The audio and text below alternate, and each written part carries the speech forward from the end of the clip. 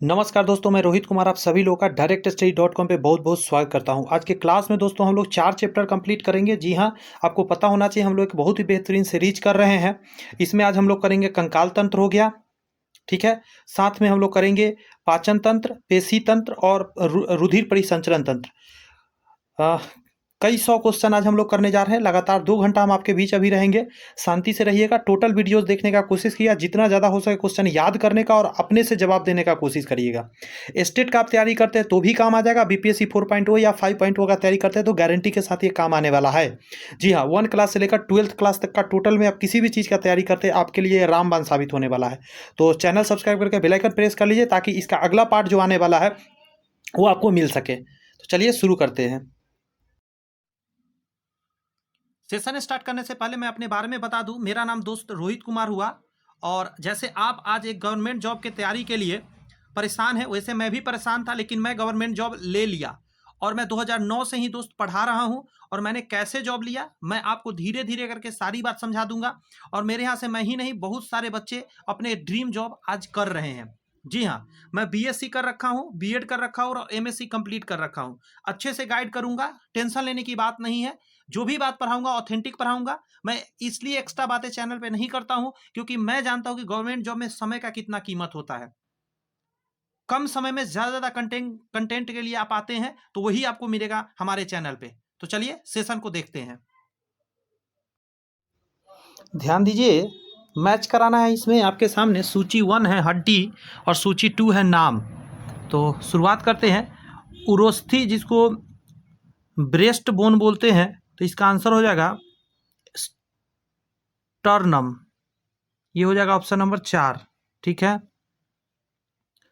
B number है जत्रुक जिसको collar bone बोलते हैं, ये हो जाएगा क्लेविकल।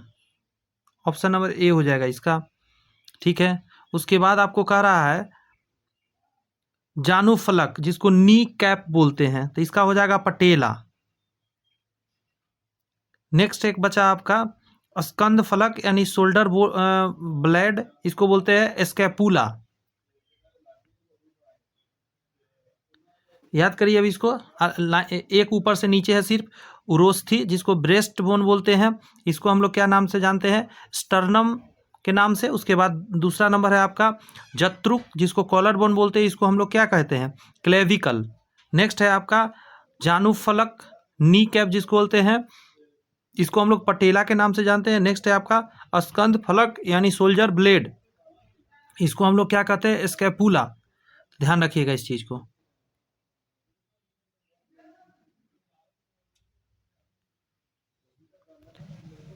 नेक्स्ट क्वेश्चन है निम्न कथन पर विचार करिए। मानव शरीर में, अच्छा सही ध्यान रखना है, सही का टिक लगाना है। मानव शरीर में उरु अस्थि जिसको फीमर बोलते हैं सबसे लंबी अस्थि है, बताइए जरा। तो हाँ, ये सही बात लिखा गया है, फीमर सबसे बड़ा है जांघ का हड्डी। 2 नंबर में है आपका हैजा रोग विषाणु के कारण होता है। जी हाँ, ये भी सही बात लिखा गया है।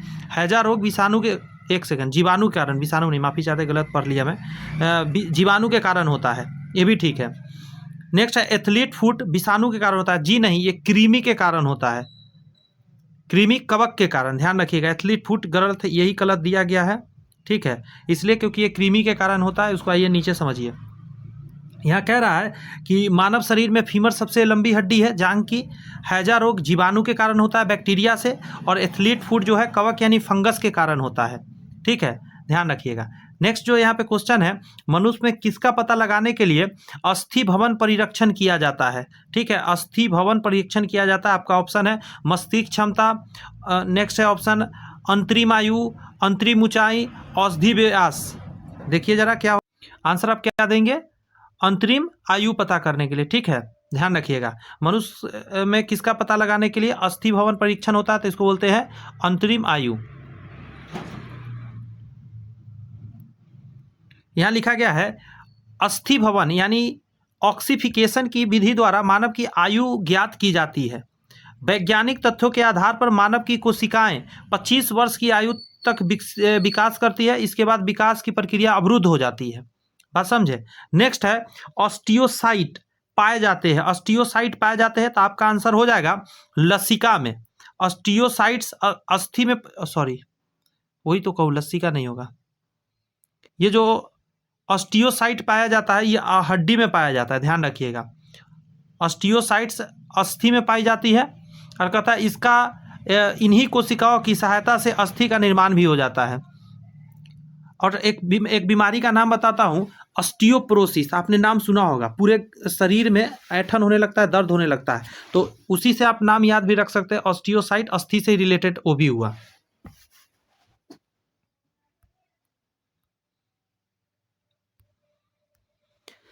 नेक्स्ट है, अस्थियों और दांतों में मौजूद रासायनिक द्रव कौन सा है? और हड्डी में और दांत में कौन सा रासायनिक द्रव मौजूद है? तो इसको बोलते हैं कैल्शियम फॉस्फेट। कैल्शियम फॉस्फेट मौजूद होता है, कैल्शियम सल्फेट नहीं, कैल्शियम क्लोराइड नहीं, बोरेट नहीं, कैल्शियम फॉस्फेट। ठीक है, अस्थियों तथा दांतों के निर्माण में महत्वपूर्ण भूमिका निभाता है। यह एक प्रमुख रासायनिक घटक है। जोर पर यूरिक अम्ल के क्रिस्टलों का एकत्र हो जाना, जहां भी जोर होता है ज्वाइंट्स पे एकत्र हो जाना का कारण क्या है? तो इसका कारण है यूरिक एसिड जो होता है ना, ये जमता है। और यूरिक एसिड का जो सूत्र है C5H5N4O3 के क्रिस्टल जब संधि स्थलों पर जमा हो जाते हैं तो जोड़ों की गति में बाधा उत्पन्न होती है। ठीक है, ऐसी स्थिति तब होती है जब यूरिक एसिड का उत्सर्जन शरीर में उचित रूप से नहीं हो पाता है, और इस चीज को हम लोग बोलते हैं गठिया के नाम से हम लोग जानते हैं। गठिया रोग बोलते हैं इसमें, पूरे जोड़ों पर दर्द होने लगता है, इंग्लिश में ऑस्टियोपोरोसिस। नेक्स्ट क्वेश्चन है, लंबे समय तक कठोर शारीरिक कार्य के पश्चात, बहुत सारा शरीर से आपने कार्य कर लिया, मांसपेशियां मसल्स में थकान की कमी अनुभव होने लगता है, मतलब थकान हो जाता है और शरीर में एनर्जी की कमी उत्पन्न होने लगती है। ठीक है, तो इसका रीजन है लैक्टिक एसिड का संचयन। लैक्टिक एसिड वहाँ पे जम जाता है। कहता है थकान की मुख्य वजह अवायवीय उपचयन होने लगता है, ऑक्सीजन सही से नहीं मिलता है, जिसके कारण अत्यधिक लैक्टिक अम्ल का उत्पादन हो जाता है और लैक्टिक अम्ल मांसपेशियों में दर्द का कारण बन जाता है, और जब उसको दबाया जाता है हल्के हाथों से तो बहुत अच्छा फील आता है। किस पेशी में संकुचनशील प्रोटीन होता है? संकुचनशील प्रोटीन की बात कर रही है, तो आंसर हो जाएगा कि रेजित पेशियों में। कहाँ पे? रेजित पेशियों में एक्टिन और मायोसिन नामक प्रोटीन होता है जो संकुचनशील यानी कॉन्ट्रैक्टल होते हैं। पेशियों में संकुचन की क्रिया एक्टिन के कारण होती है, तो आंसर क्या हो जाएगा? ऑप्शन नंबर ए, एक्टिन एवं मायोसिन। संकुचनशील प्रोटीन बोला जाता है इसको।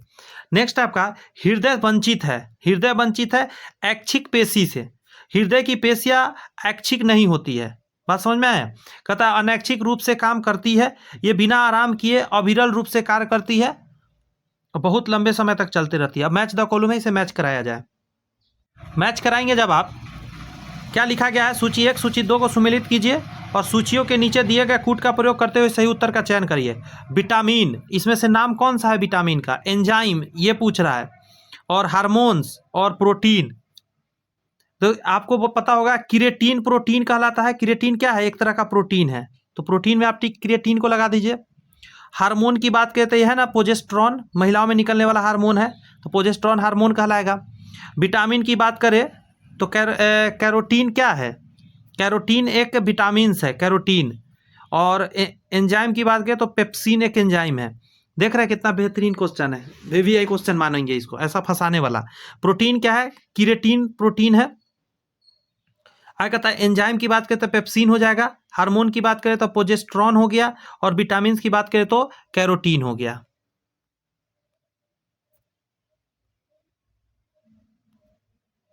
यहां ध्यान दीजिए, कहा जा रहा है विटामिन ए रेटिनॉल वर्ग से संबंधित रखता है, तो रेटिनॉल का पुरागामी क्या है? बीटा कैरोटीन है। रेटिनॉल जो है ना विटामिन ए का, तो उसको पुरोगामी बोलते हैं, बीटा कैरोटीन है, केराटीन। अगला पेप्सिन नामक एंजाइम अमाशय में बनता है। ये पेप्सिन कहाँ बनता है? अमाशय में बनता है, और ये प्रोटीन को पचाने की सहायता भी करता है। अगला है प्रोजेस्टेरॉन, एक हार्मोन है जो मानव डिम्बाशय में बनता है, और कहा जाता है केराटीन एक प्रोटीन है, यह एक मुख्य रूप से बालों और नाखूनों में पाया जाता है। दूध में प्रोटीन और कार्बोहाइड्रेट के अतिरिक्त पोषक दायक अन्य तत्व सम्मिलित होते हैं। क्या क्या होते हैं बता पाएंगे क्या आप? तो जानते हैं, कहा जा रहा है कि प्रोटीन और कार्बोहाइड्रेट के अतिरिक्त दूध में लगभग 67% कैल्शियम होता है। उसके अलावा आपका होता है 35% मैग्नीशियम, 44% फॉस्फोरस भी पाया जाता है। बात समझ में आया? तो कैल्शियम, मैग्नीशियम और फॉस्फोरस।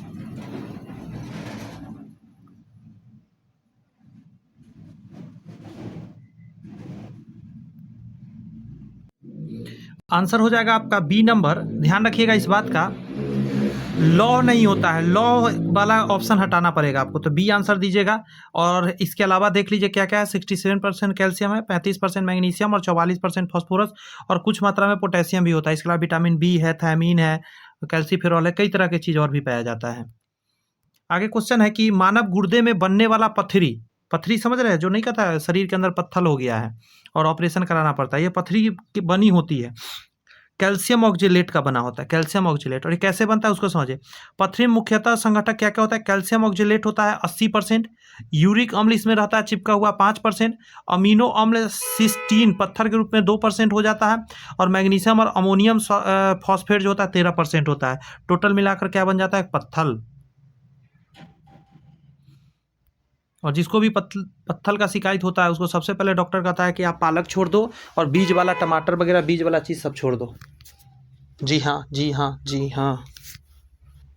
सामान्य क्रियाशील महिला के लिए, सामान्यतः क्रियाशील महिला है के लिए प्रोटीन की उपयुक्त दैनिक मात्रा कितनी होती है? तो याद रखिएगा इसको 46 ग्राम बोला जाता है। सामान्यतः महिला 46 ग्राम प्रोटीन की आवश्यकता होती है, जबकि एक गर्भवती महिला को 47 से 60% प्रोटीन की आवश्यकता होती है, क्योंकि बच्चा का निर्माण हो रहा होता है शरीर के अंदर। ध्यान रखिएगा, मैच कराइए जरा मेरे साथ साथ। बहुत अच्छा क्वेश्चन है। इधर पदार्थ दिया गया है और इधर कर रहा है शारीरिक क्रियात्मक भूमिका। टाइलिन जो है स्टार्च को पचाता है, ठीक है, टाइलिन जो है स्टार्च को पचाता है। तो ए का हो जाएगा आपका 2। बी का बात करें, पेप्सिन हो जाएगा प्रोटीन को पचाता है। पेप्सिन क्या करता है? प्रोटीन को पचाता है। बी का हो जाएगा 3। उसके बाद रेनिन कह रहा है, तो रेनिन का हो जाएगा आपका रक्त में एंजियोटेसिनोजेन को एंजियोटेसिन में बदलता है, ठीक है, ये रेनिन का काम है। और एक बच के आपका ऑक्सीटोसिन, ये आज आपका आ जाएगा आपका 5 नंबर में। मसृण पेश यानी स्मूथ मसल्स में सिकुड़न प्रेरित करता है, ये इसी की वजह से सिकुड़न आता है। तो फिर से एक बार समझिए, ऑक्सीटोसिन जो है स्मूथ मसल्स को सिकुड़ने में, फैलने में मदद करता है। रेनिन का काम है क्या? रक्त में एंजियोटेसिनोजेन को एंजियोटेसिन में बदलता है। और टाइलिन का काम, पेप्सिन का काम है प्रोटीन को पचाना, और टाइलिन का काम है स्टार्च को पचाना, ठीक है। आगे आइए।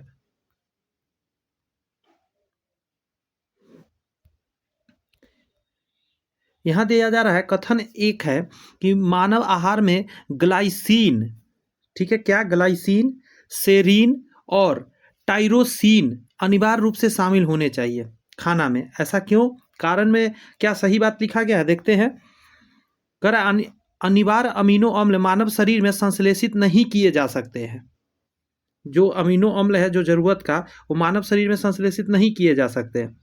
तो देखिए ये तो सही बात है, बी नंबर तो सही बात है, ठीक है। यहाँ से समझिएगा जरा, ये जो नीचे टॉपिक दिया है, कथन गलत है, क्योंकि ग्लाइसिन, सेरीन और टायरीन अनिवार्य अमीनो अम्ल नहीं है। बात समझ में आए? इसीलिए पहला नंबर पॉइंट जो है वो गलत हो जाता है। ये शरीर में संश्लेषित किए जा सकते हैं, जबकि अनिवार्य अमीनो अम्ल का संश्लेषण शरीर में नहीं होता है। बात समझ में आई?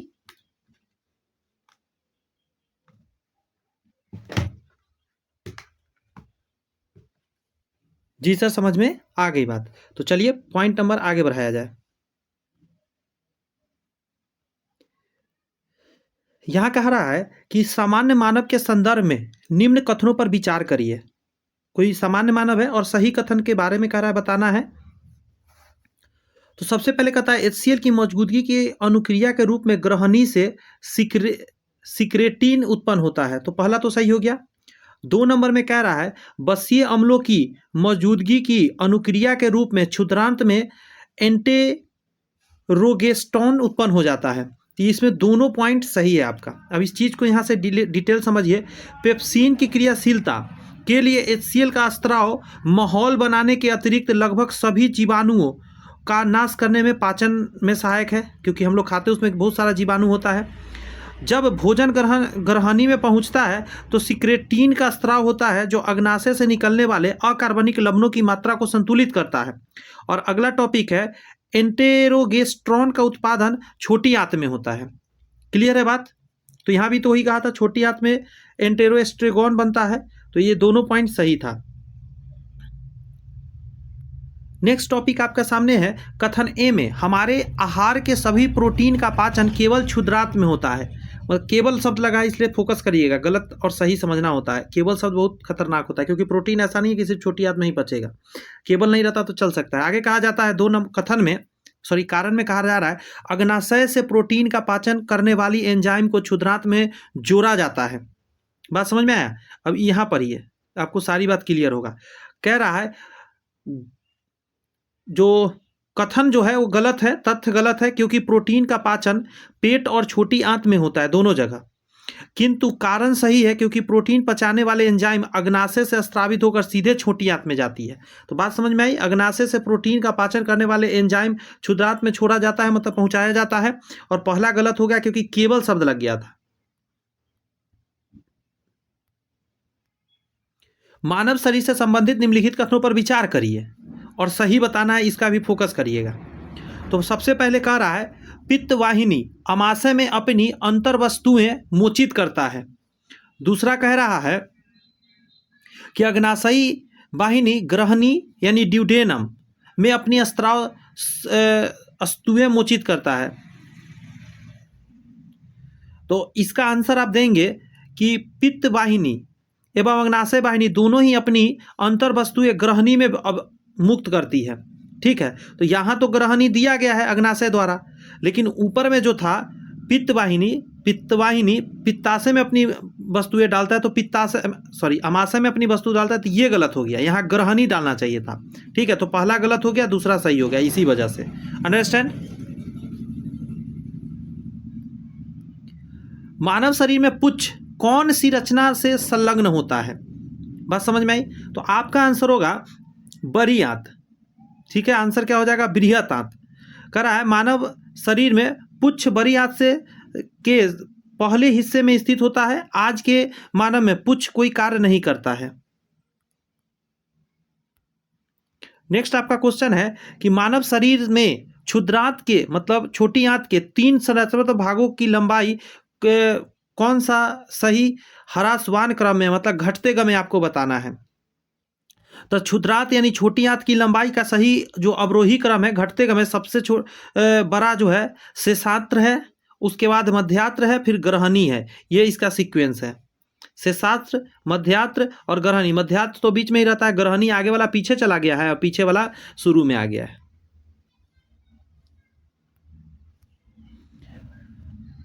अवयस्क मानव में होता है, अवयस्क मानव में यदि बात करें तो क्या होता है? आंसर हो जाएगा 206 हड्डियां होती है।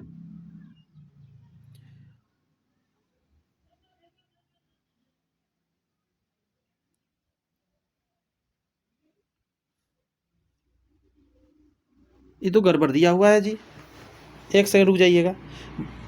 ये तो 210 होना चाहिए, पता है। मानव कह रहा है मानव वयस्क मानव में 206 अस्थियां हड्डियां पाई जाती है, जो कि कंकाल तंत्र यानी स्केलेटल सिस्टम का निर्माण करती है। कंकाल के अक्षीय और उपांगी अपेंडिकुलर भागों में अस्थियों की संख्या पृथक होती है। आगे कहता है अस्थियों में माध्यम ओसीन नामक प्रोटीन पाया जाता है तथा इसमें कठोरता का कारण अकार्बनिक पदार्थ की अधिक मात्रा होती है। क्वेश्चन में गड़बड़ी है, अगर क्वेश्चन को वयस्क कर दीजिएगा ना तो वयस्क में हो जाएगा 206 हड्डियां और अवयस्क में अप्रोक्सीमेटली रहता है 210 के करीब। ठीक है, तो इसका आंसर कर लीजिए, क्वेश्चन कर लीजिए मतलब वयस्क और 206 रहने दीजिए।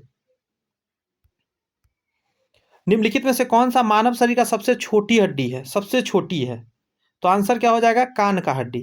करा मानव शरीर में सबसे छोटी हड्डी का नाम स्टेपीज है। ठीक है, बी नंबर, जो मनुष्य के कान में पाई जाती है, जबकि मानव शरीर की सबसे बड़ी हड्डी जो है फीमर है, जो जांघ में पाई जाती है। ये सही लिखा गया है और वेरी वेरी इंपॉर्टेंट था, ध्यान रखिएगा इस बात को। मनुष्य की खोपड़ी में कुल कितनी अस्थियां होती है? वेरी वेरी इंपॉर्टेंट, हड्डी वाला जो है ना, खोपड़ी से रिलेटेड क्वेश्चन कई बार आया हुआ है। तो आप आंसर देंगे कि मानव के जो खोपड़ी है टोटल 28 बनता है। ठीक है, ध्यान रखिएगा 28 बनता है। मनुष्य की खोपड़ी में कुल 28 हड्डियाँ, जिसमें से 8, गौर से सुनिए, जगह भी याद रखना कहाँ कहाँ है, जिसमें से 8 मस्तिष्क के चारों ओर मस्तिष्क खोल बनाता है ऊपर में, और कपाल आगे जो सर देखते हैं कपाल में मस्तिष्क खोल और कपाल भी बनाता है, और शेष 14 हड्डियाँ हमारे चेहरे का कंकाल बनाती है जो आपके फेस के ऊपर होता है, तथा 6 मध्य कर्ण के कर्ण अस्थि यानी ईयर बोन्स का होती है जो कि सुनने में मदद करती है। मतलब 3 इस कान में 3 उस कान में, दोनों कान में 3-3 होती है, तो 6 यहाँ पे हो गया, और 14 आपके फेस पे है, और 8 जो है वो सर से लेके पीछे हेड बनाती है पूरा। ये बड़ा बड़ा साइज का होता है।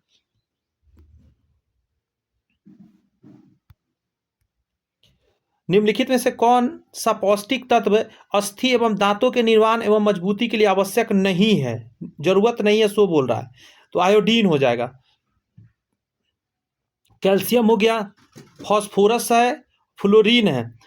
हड्डी और दांत निर्माण में सहायक होता है, इसकी कमी से अस्थि और दांत संबंधी बीमारियां होती है। जबकि आयोडीन थायराइड ग्रंथि से संबंधित है, गला में उसको ग्वेटर होने से बचाता है, यानी गलकंड होने से बचाता है। मानव शरीर की सबसे मजबूत मांसपेशियां कहाँ होती है? जबड़े की होती है। कह रहा है किसी भी वस्तु को उठाने की क्षमता के संदर्भ में जबड़े की मांसपेशियां सबसे मजबूत समझी जाती है। वर्ष 1992 में एक ऐसी ही रिकॉर्ड गिनीज बुक में दर्ज हुआ था। जबड़े की मांसपेशियां द्वारा 975 पाउंड वजन 2 सेकंड तक उठाने का रिकॉर्ड गिनीज बुक में रिकॉर्ड है। 975 पाउंड जबड़ा से उठा लिया, कितना मजबूत है इससे समझ सकते हैं। मानव शरीर का प्रमुख संतुलन अंग कहाँ अवस्थित है? संतुलन, तो ध्यान रखिएगा कि मानव शरीर का संतुलन अंग है कान का आंतरिक भाग है। आपको कान से हमारा शरीर संतुलित होता है। जी हाँ, अभी मैं बताऊंगा एक चीज। सबसे पहले देखिए, मनुष्य के अंतरकर्ण में 3 भाग होता है। पहला है कॉक्लिया, दूसरा जो भाग है उसको यूट्रिकल बोलते हैं तथा सेकुलस बोलते हैं। कॉक्लिया का कार्य ध्वनि ग्रहण करना है, सबसे पहला वाला। यूट्रिकल का काम है तथा सेकुलर का कार्य शरीर का संतुलन बनाए रखना है। अब एक चीज समझिएगा, अगर जब बादल गरजता है, अब ध्यान रखिएगा, उस समय क्या होता है ना कि अनबैलेंस शरीर होने लगता है। जिधर से आवाज़ ज़्यादा गया है और जिधर एक तरफ से आवाज़ कम गया, अगर कान में ऐसा हुआ तो अनबैलेंस शरीर हो जाता है, ये जान लीजिए। तो एक चैप्टर यहाँ कंप्लीट हो रहा है। अब हम लोग एंट्री कर रहे हैं दूसरे चैप्टर में, पेशी तंत्र की अब हम बात करेंगे। ठीक है, पेशी मतलब मसल्स। पहला क्वेश्चन है, निम्नलिखित कथनों में से कौन सा असत्य है? निगेटिव की बात कर रहा है, तो कोई बात नहीं है, अभी हम देख लेते हैं। यकृत पित्त रस स्रावित नहीं करता है, ये गलत है। यकृत से ही पित्त रस निकलता है, तो ये गलत हो गया आपका। यकृत शरीर की सबसे बड़ी ग्रंथि है। यकृत मतलब लीवर, तो जी हाँ, सबसे बड़ी ग्रंथि और सबसे फास्ट रिकवरी करने का पावर यकृत में होता है। आप सुनते होंगे बहुत दारू पीने वाला का लीवर पूरा खत्म है, 5% बचा हुआ है, फिर भी वो जिंदा रह जाता है आदमी। इसी वजह से होता है, क्योंकि वो सही हो जाता है। पित्त रस वसा के पाचन में महत्वपूर्ण भूमिका का निर्वहन करती है, ये भी सही है। फैट को पचाने में पित्त रस काम आती है। तो पहला यकृत पित्त रस निकालता है, यहाँ गलती दिया हुआ था, यही गड़बड़ था। यहाँ पे एक लाइन जो लिखा है बहुत इंपॉर्टेंट है, कह रहा है यकृत पित्त रस का स्रावन करती है, जो कि एक थैली में संग्रहित होता है, इसे पित्ताशय बोलते हैं। अब कहता है कि यकृत में ही संग्रहित होता है, तो नहीं, वहां पे एक थैली होता है पास में, उसको पित्ताशय बोलते हैं, उसमें संग्रहित रहता है। नेक्स्ट है कंडराएं, जिसको टेंडन बोलते हैं, जिसके माध्यम से मांसपेशियां हड्डियों से जुड़ी होती है। निम्नलिखित में से किस एक लंबे रेशेदार प्रोटीन के दृढ़ संघनन बंडल होती है? तो आपका आंसर हो जाएगा कोलेजन। बात समझ में आया? आंसर कोलेजन डालिएगा कि कंडराय टेंडन जिनके माध्यम से मांसपेशियां हड्डियों से जुड़ी होती है, जो एक लंबे रेशेदार प्रोटीन का दृढ़ संघनन बंडल होती है, कोलेजन कहलाती है। कोलेजन एक स्वाभाविक रूप से पाए जाने वाले प्रोटीन का समूह है। यह संयोजी ऊतक का मुख्य प्रोटीन है।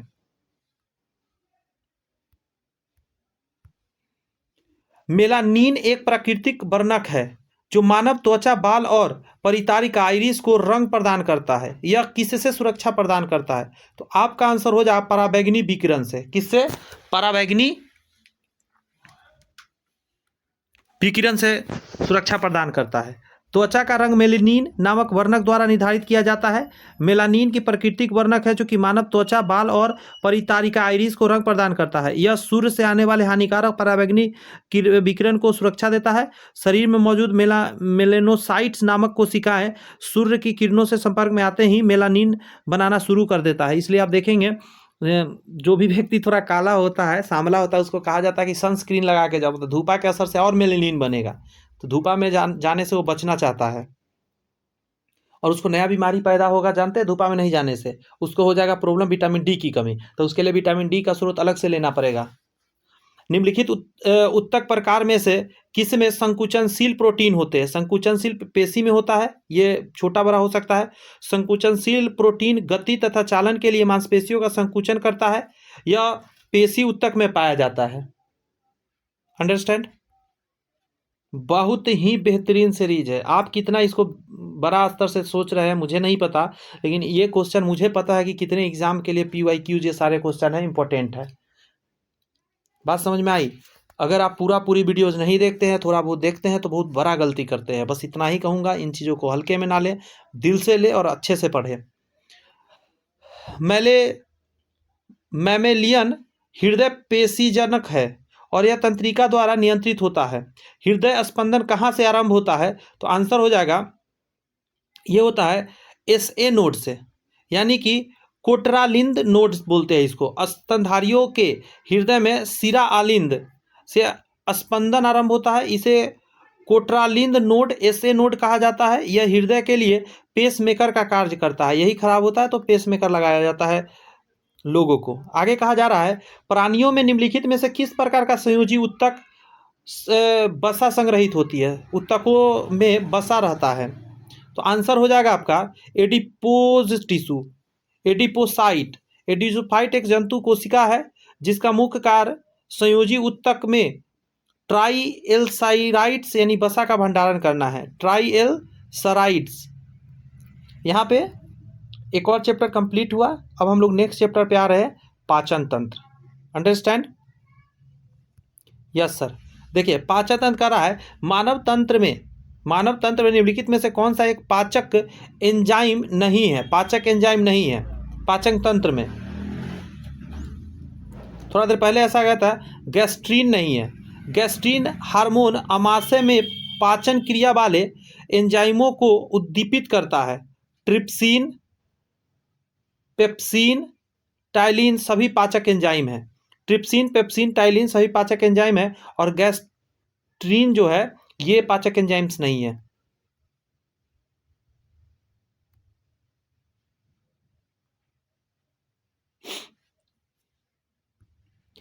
गौर से पढ़ा जाए। इस प्रश्न में 2 वाक्य है, एक कथन है और दूसरा कारण है। दोनों का सावधानीपूर्वक पढ़ के और कूट का आंसर दीजिए।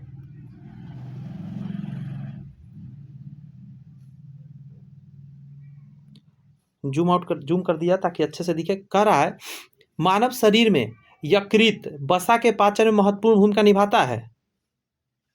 हाँ, यकृत जो है पाचन, वसा के फैट के पाचन में बहुत महत्वपूर्ण भूमिका निभाता है। यकृत 2 महत्वपूर्ण वसा पाचक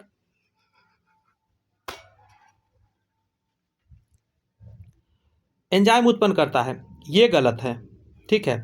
पहला सही है इसका, ये गलत है। अब कैसे, इसके डिटेल को समझिए।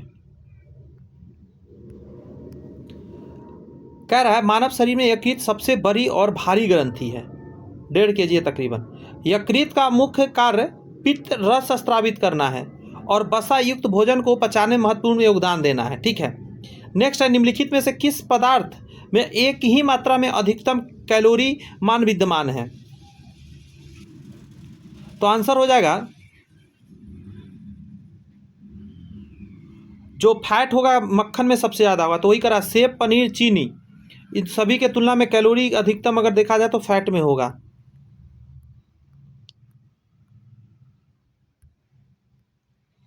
कार्बोहाइड्रेट शरीर में किस रूप में संचित रहते हैं?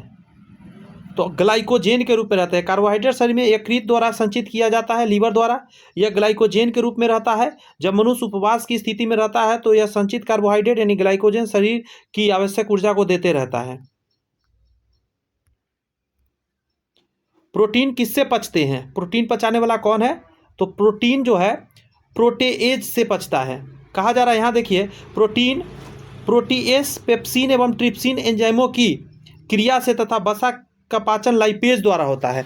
वसा यदि पूछा जाए, फैट तो लाइपेज द्वारा होता है, लेकिन प्रोटीन 3 चीज से पचता है, प्रोटीएस, पेप्सिन और ट्रिप्सिन। तो इसमें ऑप्शन में क्या है? 1 नंबर में है प्रोटीएज, तो ये आंसर हो गया।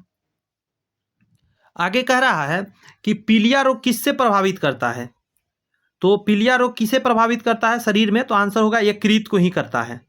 ठीक है, पीलिया रोग के कारण यकृत की कार्यविधि सुचारू रूप से संचालित नहीं हो पाती है। पित्ताशय में पाया जाने वाला बिलिरुबिन नामक पित्त वर्णक रुधिर में पहुंचता है, इसके कारण रुधिर का रंग पीला होने लगता है। और शरीर का रंग पीला होने का कारण क्या है? मतलब ब्लड का रंग पीला होने के कारण बिलिरुबिन के कारण यकृत काम कर नहीं रहा है, इसीलिए ऐसा हो रहा है। और यकृत में ही जमा रहता है आपको कार्बोहाइड्रेट ग्लाइकोजन के रूप में। अमाशय ग्रंथियों के पेप्सिन स्रावित कोशिकाएं हैं। अमाशय ग्रंथियों की पेप्सिन जो है स्रावित कोशिकाएं, आंसर हो जाएगा मुख्य कोशिकाएं। ठीक है, पेप्सिन तथा रेनिन का स्राव अमाशय की पेप्टिक कोशिकाएं करता है। अमाशय की अम्ल कोशिकाएं हाइड्रोक्लोरिक एसिड का स्राव करती है, ध्यान रखिएगा इस बात का। नेक्स्ट पॉइंट है आपका, अक्लदांत क्या है? तो तीसरी पीढ़ी होती है। कहता है अक्लदांत तृतीय मोलर जबड़े में होते हैं, इसकी संख्या 2 से 4 तक होती है। यह दांत 18 से 20 वर्ष की आयु के बाद निकलते हैं। यह बहुत ही कष्ट के साथ निकलते हैं। अकील चौह ना।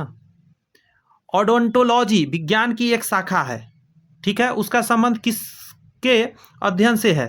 तो आंसर क्या कहिएगा? दांत से है। ओडोंटोलॉजी दांत से है। ओडोंटोलॉजी यानी दंत विज्ञान, विज्ञान की वो शाखा जिसके अंतर्गत दंत विन्यास या दांत के रोगों का अध्ययन किया जाता है। मानव शरीर का सबसे बड़ा अंग कौन सा है? सबसे बड़ा अंग पूछ रहा है। तो यकृत की लंबाई लगभग 15 से 22 सेंटीमीटर है तथा भार 1.5 kg होता है। इसका मुख्य कार्य ग्लाइकोजन का संचयन करना है, ग्लाइकोजन को आवश्यकता पड़ने पर ग्लूकोज में परिवर्तित करना और विटामिन के का संश्लेषण करना है। विटामिन के यहीं से संश्लेषित होता है। तो आंसर क्या हो जाएगा आपका? यकृत आंसर हो जाएगा। ये जो क्वेश्चन है यहाँ कह रहा है मुख से निकली लार पाचन करता है, तो आंसर क्या हो जाएगा? मड यानी स्टार्च का पाचन शुरू कर देता है। लार ग्रंथिया में प्रमुख एंजाइम टाइलिन होता है। लार में क्या होता है? टाइलिन, ध्यान रखिए, जो स्टार्च का पाचन करता है। यह स्टार्च माल्टोज में परिवर्तित होता है, ये भी ध्यान रखना, मुंह के अंदर स्टार्च माल्टोज में परिवर्तित होने लगता है। चावल रोटी ये सब जितना खाते हैं ये सभी क्या है? स्टार्च ही है। निम्नलिखित में से कौन सा लार यानी सलाइवा का लाभ नहीं है? सलाइवा का लाभ नहीं है, तो आंसर हो जाएगा यह शरीर आरबीसी की वृद्धि करता है। कहा जा रहा है लार भोजन को निगलने में सहायक है, मुख तथा दांतों की सफाई करता है, वाणी को गति देने में सहायक है, हम लोग जो बोलते हैं उसमें गति देता है। यह शर्करा को माल्टोज में बदलता है। शर्करा यानी अभी थोड़ा देर पहले जिसको आप कार्बोहाइड्रेट कह रहे थे उसी को माल्टोज में बदलता है, टाइलिन। नेक्स्ट क्वेश्चन है कि मानव शरीर की सबसे बड़ी मिश्रित ग्रंथि कौन सा है? मिश्रित ग्रंथि के बारे में पूछा है। तो अग्नाशय के बारे में कहा जाता है मानव शरीर में पाई जाने वाली ग्रंथि अग्नाशय बहिःस्रावित कोशिका को लैंगरहैंस की द्वीपिका कहा जाता है। फिर से सुनिए, मानव शरीर में पाई जाने वाली जो ग्रंथि अग्नाशय है बहिःस्रावित कोशिकाओं को लैंगरहैंस का द्वीपिका कहा जाता है, द्वीप कहा जाता है, द्वीपिका नहीं द्वीप। हमारे शरीर में ऊर्जा निम्न में से कौन देता है? ऊर्जा देने वाला क्या है? तो कार्बोहाइड्रेट्स है। कार्बोहाइड्रेट का ऊर्जा मूल रूप से अगर देखा जाए मूल्य 4.1 ml पर ग्राम है और कायिक मूल्य 4.0 ml पर ग्राम है। कहा जा रहा है आगे कार्बोहाइड्रेट के 4 भाग होते हैं, मोनोसैकेराइड्स, डाइसैकेराइड्स, पॉलीसैकेराइड्स और ओलिगोसैकेराइड्स। ये भी इंपॉर्टेंट है। कार्बोहाइड्रेट के 4 जो भाग है मोनोसैकेराइड्स, डाइसैकेराइड्स, पॉलीसैकेराइड्स और ओलिगोसैकेराइड्स 4 तरह के होते हैं। आई कहता है एंजाइम होते हैं। एंजाइम क्या होते हैं? तो आंसर हो जाएगा प्रोटीन होते हैं। एंजाइम क्या होते हैं? प्रोटीन होते हैं। एंजाइम मूलतः प्रोटीन के बने होते हैं। इसका मुख्य कार्य जैविक तथा रासायनिक अभिक्रिया को तीव्रता प्रदान करना है। वैज्ञानिक क्विने ने आगे कहा जा रहा है 1678 में ये जो शब्द है एंजाइम नाम दिया था। क्विने ने 1678 में एंजाइम शब्द का नाम दिया था। प्रोटीन का बना होता है एंजाइम, मुख्यतः आकार जैविक और रासायनिक अभिक्रिया को तीव्रता देना है। आगे शब्द कह रहा है दूध को दही में स्कंदित करने वाला एंजाइम है, दूध को दही में बदल रहा है। तो ध्यान रखिएगा, अमाशय से स्रावित रेनिन, कौन सा? रेनिन एंजाइम दूध के पाचन में सहायक करता है। इसके प्रभाव से दूध दही में स्कंदित हो सकता है, मतलब हो जाता है। रेनिन बच्चों में बहुत मात्रा में निकलता है, बड़ों में नहीं निकलता, इसलिए दिक्कत बड़ों में होता है दूध पचाने में। दही थोड़ा सा आसानी से पचता है। निम्नलिखित में से कौन सा लार की सहायता से पच जाता है? लार की सहायता से क्या पच जाता है? तो आपको बताए थे स्टार्च पचता है। तो आप आंसर क्या देंगे? स्टार्च। लार की उपस्थिति में एमाइलेज एंजाइम होता है, स्टार्च को शर्करा में तोड़कर माल्टोज में बदलता है, इसके पाचन में सहायता करता है। आगे कहा जा रहा है शरीर में अतिरिक्त ग्लूकोज ग्लाइकोजन में परिवर्तित होकर भंडारित हो जाते हैं यकृत के अंदर, लीवर में।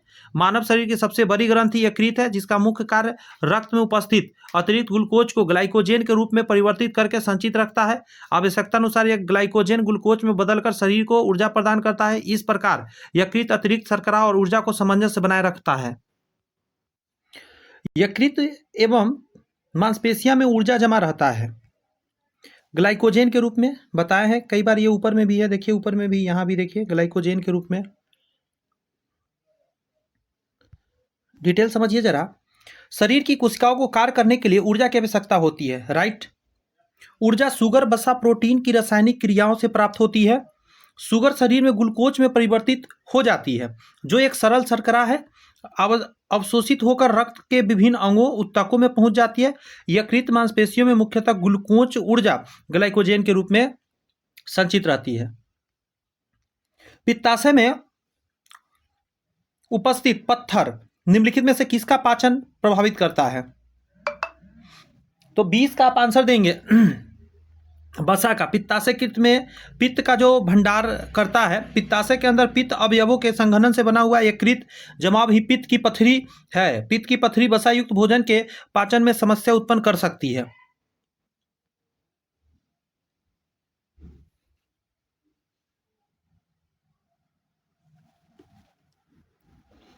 निम्नलिखित में कौन सा एंजाइम प्रोटीन को इम्यूनो अम्ल में विघटित करता है? क्या आंसर देंगे आप? तो आप कहेंगे कि पेप्सिन।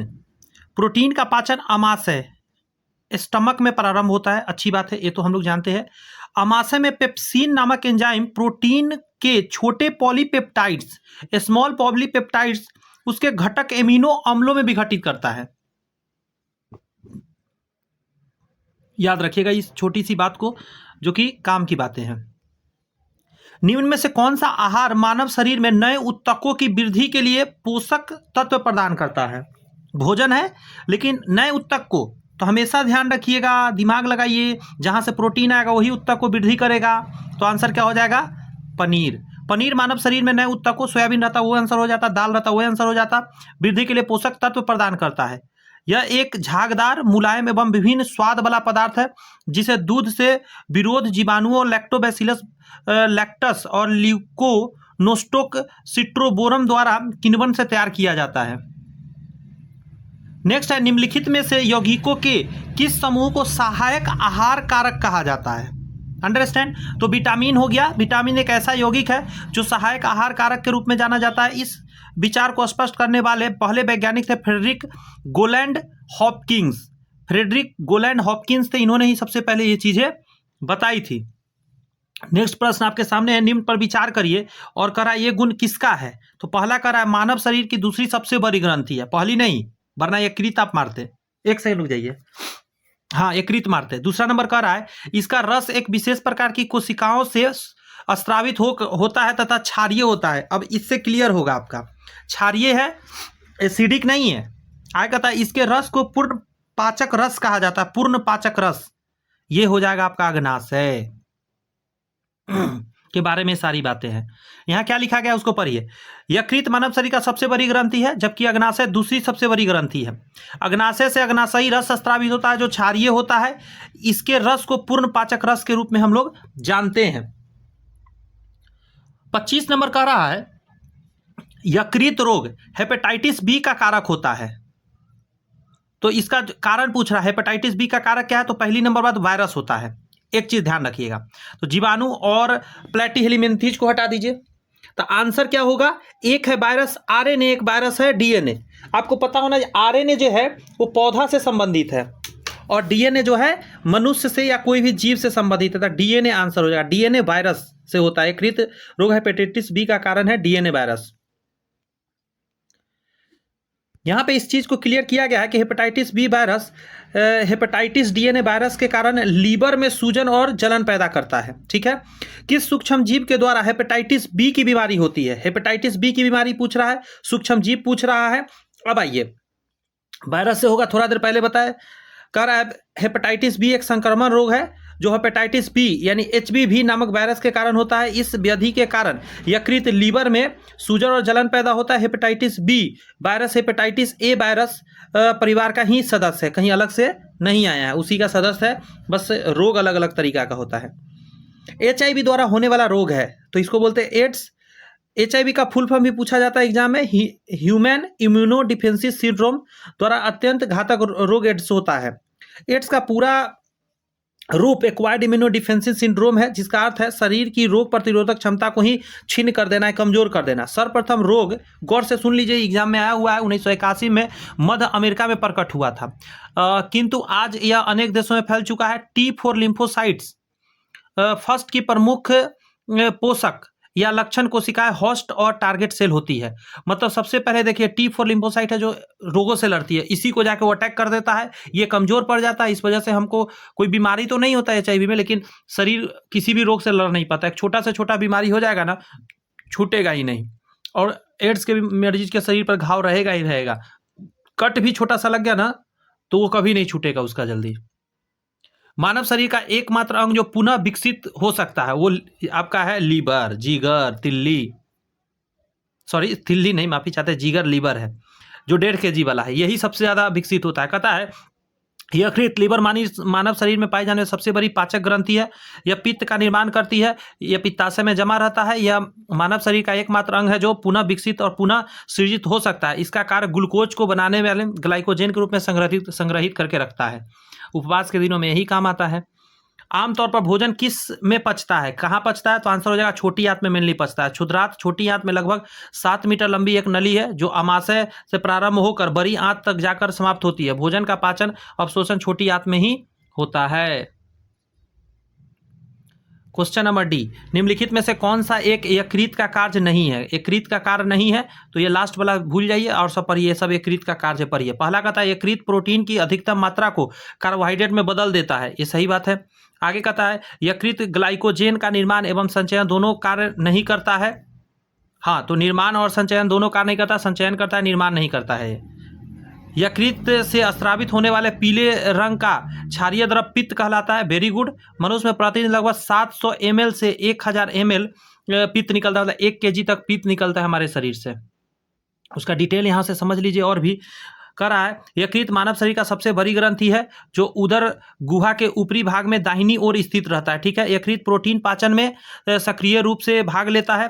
प्रोटीन विघटन से अन्य पदार्थों के साथ अमोनिया जैसा विषैला पदार्थ भी बनता है जिसे यकृत यूरिया में बदलता रहता है। साथ ही साथ प्रोटीन की अधिकतम मात्रा को कार्बोहाइड्रेट में भी बदल देता है। कार्बोहाइड्रेट उपापचय के अंतर्गत यकृत ग्लाइकोजेन का निर्माण एवं संचयन दोनों का कार्य करता है। 1 मिनट, कार्बोहाइड्रेट उपापचयन के अंतर्गत यकृत ग्लाइकोजन का निर्माण एवं संचयन दोनों का कार्य करता है।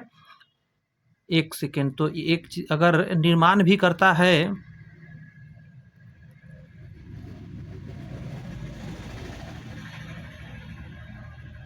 कोई नहीं, अभी देखते हैं, पहले और भी डिटेल इसका देख लेते हैं आगे क्या है।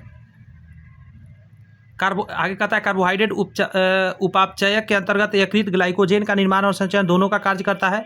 पित्त का पीएच मान 7.7 होता है। आगे कहता है यकृत से स्रावित पीले रंग हरे रंग का होता है। भोजन में वसा की कमी होने पर यकृत कार्बोहाइड्रेट का कुछ भाग वसा में परिवर्तित कर देता है, यानी कि इसका डी नंबर भाग भी सही है। ठीक है, भोजन में वसा की कमी होने पर यकृत कार्बोहाइड्रेट का कुछ भाग वसा में परिवर्तित कर देता है। इसका ये कार्य नहीं है, ये बी। बात समझे? क्योंकि कह रहा है ग्लाइकोजेन का निर्माण और संचयन दोनों का कार्य नहीं करता, लेकिन दोनों का काम करता है। ग्लाइकोजेन बनाता भी और संचयन भी करता है। बात समझे? तो इसकी सारी बात सही हो जाएगी अगर यहाँ से सिर्फ नहीं हट जाएगा तो। और क्लिक कैसे हो गया, रुक जाइए 1 मिनट। हाँ,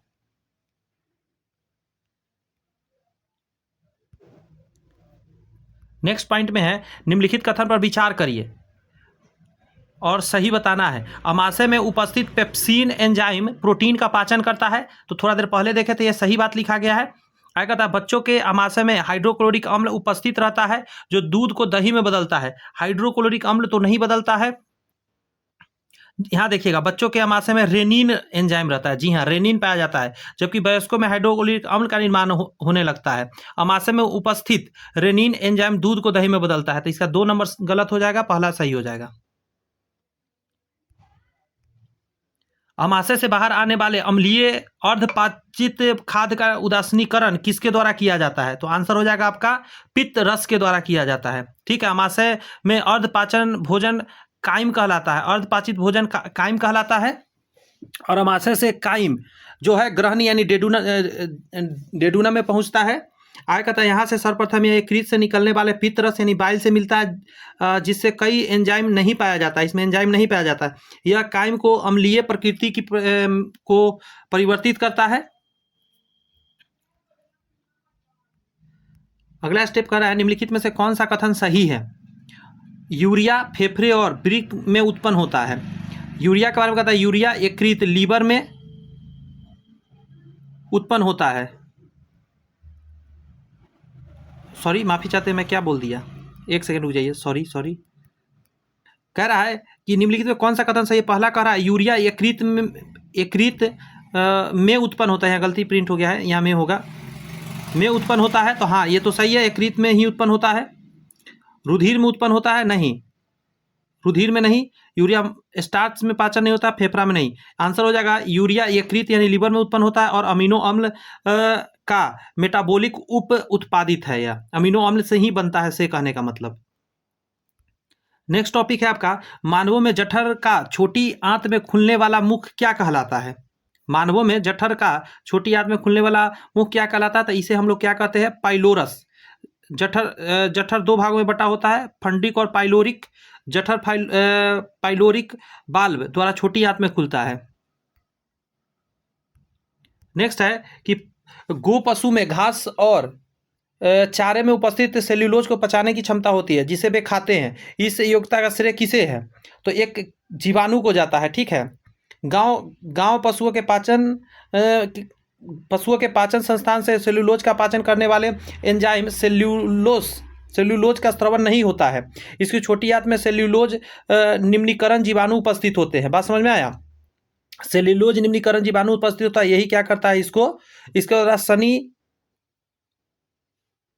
देख रहे हैं क्या लिखा है, सनी लियोन का पाचन होता है। मतलब कुछ भी प्रिंट कर देना है। इसके द्वारा क्या होता है? सेल्यूलोज का पाचन होता है, सनी लियोन का पाचन नहीं होता। माफ़ी चाहते हैं, गलत प्रिंट है, सॉरी। निम्नलिखित में से कौन सा, ये मैंने नहीं पीडीएफ बनवाया है, ठीक है, मैं पीडीएफ अलग से लाकर आपको पढ़ाता हूँ, तो कोई नहीं। यहाँ पे कहा जा रहा है निम्नलिखित में कौन सा कथन हार्मोनों के गुण धर्म का वर्णन करता है? हार्मोन के बारे में पहला कहता है ए स्टेरॉयड प्रोटीन पेप्टाइड या अमीनो अम्ल का उत्पन्न करते हैं, पहला सही है। ये शरीर अंगों द्वारा उत्पादित नहीं किए जाते, ये गलत बात है, शरीर बनाता है इसको। ये उन अंगों के कार्यकरण को प्रभावित नहीं करते जिन्हें उन्हें स्त्रावित करते हैं। जी हाँ, आगे कहता है ये 1 मिनट, प्रभावित ये सभी को करते हैं, सॉरी, कह रहा है कि ये उन अंगों को कारण को प्रभावित नहीं करते जिन्हें वो स्त्रावित करते हैं।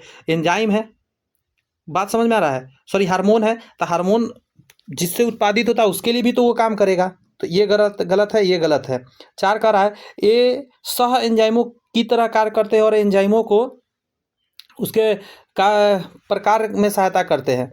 मतलब जो कार्य एंजाइम का है, सॉरी मतलब हाँ एंजाइम का, उसमें सहायता करते हैं आपको हार्मोन्स।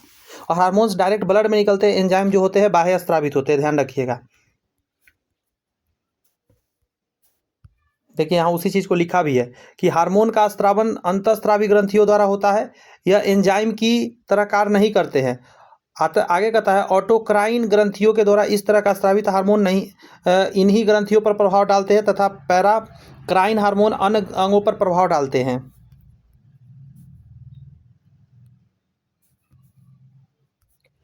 निम्नलिखित में से मानव शरीर में पाए जाने वाला पीएच का सही वर्धमान क्रम क्या है? बढ़ते गमे, पीएच मान। तो सबसे ज़्यादा जठर रस का है, उसके बाद लार का है, तब रक्त का है। रक्त का कम है, लार का ज़्यादा है, और सबसे ज़्यादा जठर रस का है। एक मिनट रुक जाइएगा। क्या क्या? वर्धमान। वर्धमान का मतलब क्या होगा? हिंदी थोड़ा टफ होता है ना। बढ़ते गमे, नहीं नहीं,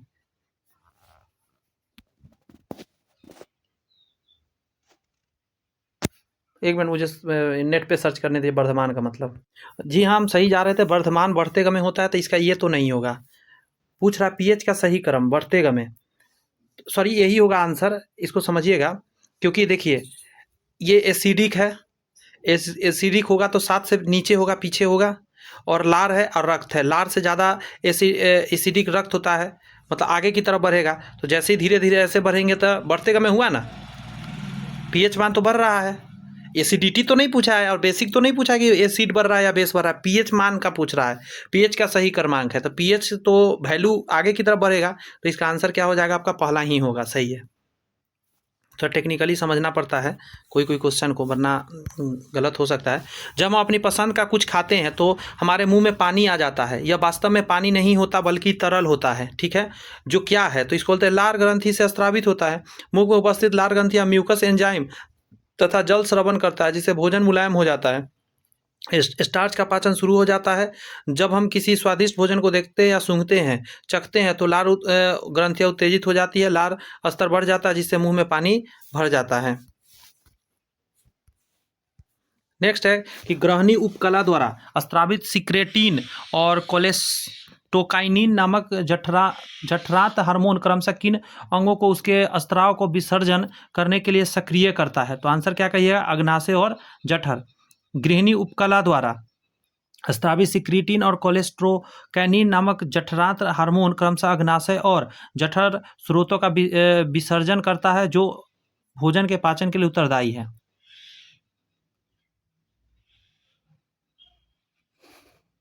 मैच कराना है, अच्छा क्वेश्चन है। हार्मोन से किस ग्रंथि से क्या निकलता है उसे बताना है। अभी कई बार उस समय से आपने देखा ना, आराम से बता सकते हैं। अग्नाशय से ग्लूकागॉन, अग्नाशय ग्लूकागॉन निकलता है, ठीक है।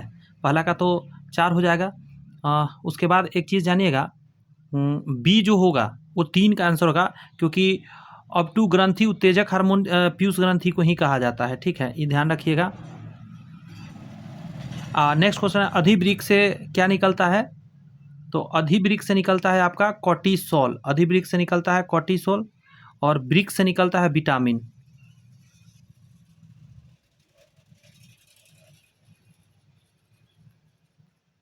यहाँ पे इसको समझिए।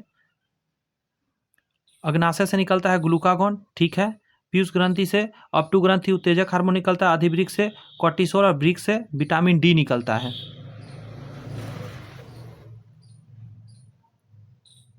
यहाँ पे कहा जा रहा है आपको कि मानव के पाचन तंत्र में पाचन की प्रक्रिया कहाँ आरंभ होती है? स्टार्ट तो मुख गुहा में ही स्टार्ट हो जाती है। आहार नाल में भोजन के जटिल एवं अघुलनशील अवयव कार्बोहाइड्रेट, प्रोटीन और वसा एंजाइम के द्वारा घुलनशील और सरल वायवीय ग्लूकोस, अमीनो अम्ल और बसीय अम्ल आदि में परिवर्तित होता है। इस प्रक्रिया को भोजन पाचन कहते हैं। इसमें यांत्रिक और रासायनिक दोनों प्रकार की क्रियाएं होती है। भोजन का अवशोषण छोटी आंत में होता है। भोज्य पदार्थों के पचे हुए अंशों के जीव द्रव में विलय की क्रिया स्वांगीकरण कहलाती है। मनुष्य में पाचन मुख से प्रारंभ होकर गुदा तक जाती है। मानव शरीर में जल का अवशोषण हो सकता है। जल का अवशोषण कहाँ हो सकता है? बहुत आसान है, आप आंसर देंगे क्या?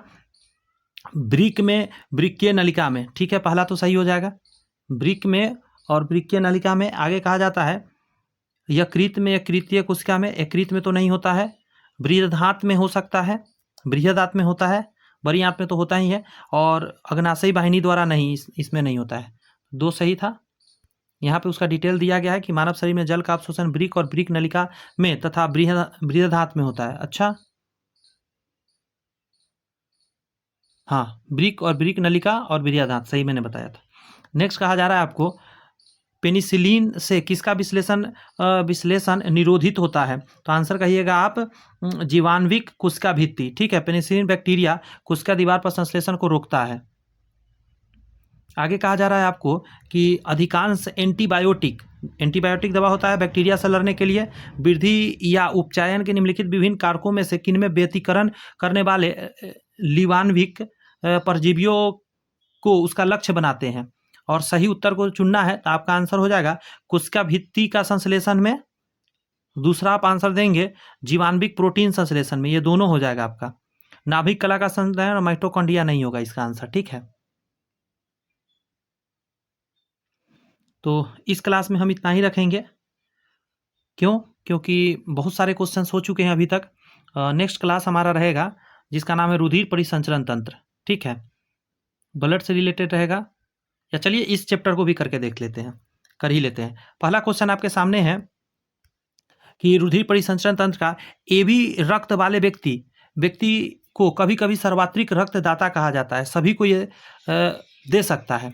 असल रीजन क्या है कि असल में सबसे ले सकता है। ओ है हर कोई को दे सकता है, ओ जो है सबको दे सकता है। ऐसा क्यों कहा जाता है? अब ये तो क्वेश्चन ही बताएगा, पढ़ा जाए इसको। कहता है इसके रक्त में प्रतिजन एंटीजन का अभाव होता है। नहीं, कहता है इसके रक्त में प्रतिपिंड यानी एंटीबॉडी का अभाव होता है। इसका आंसर बी हो जाएगा। इस वजह से ऐसा इसको कहा जाता है।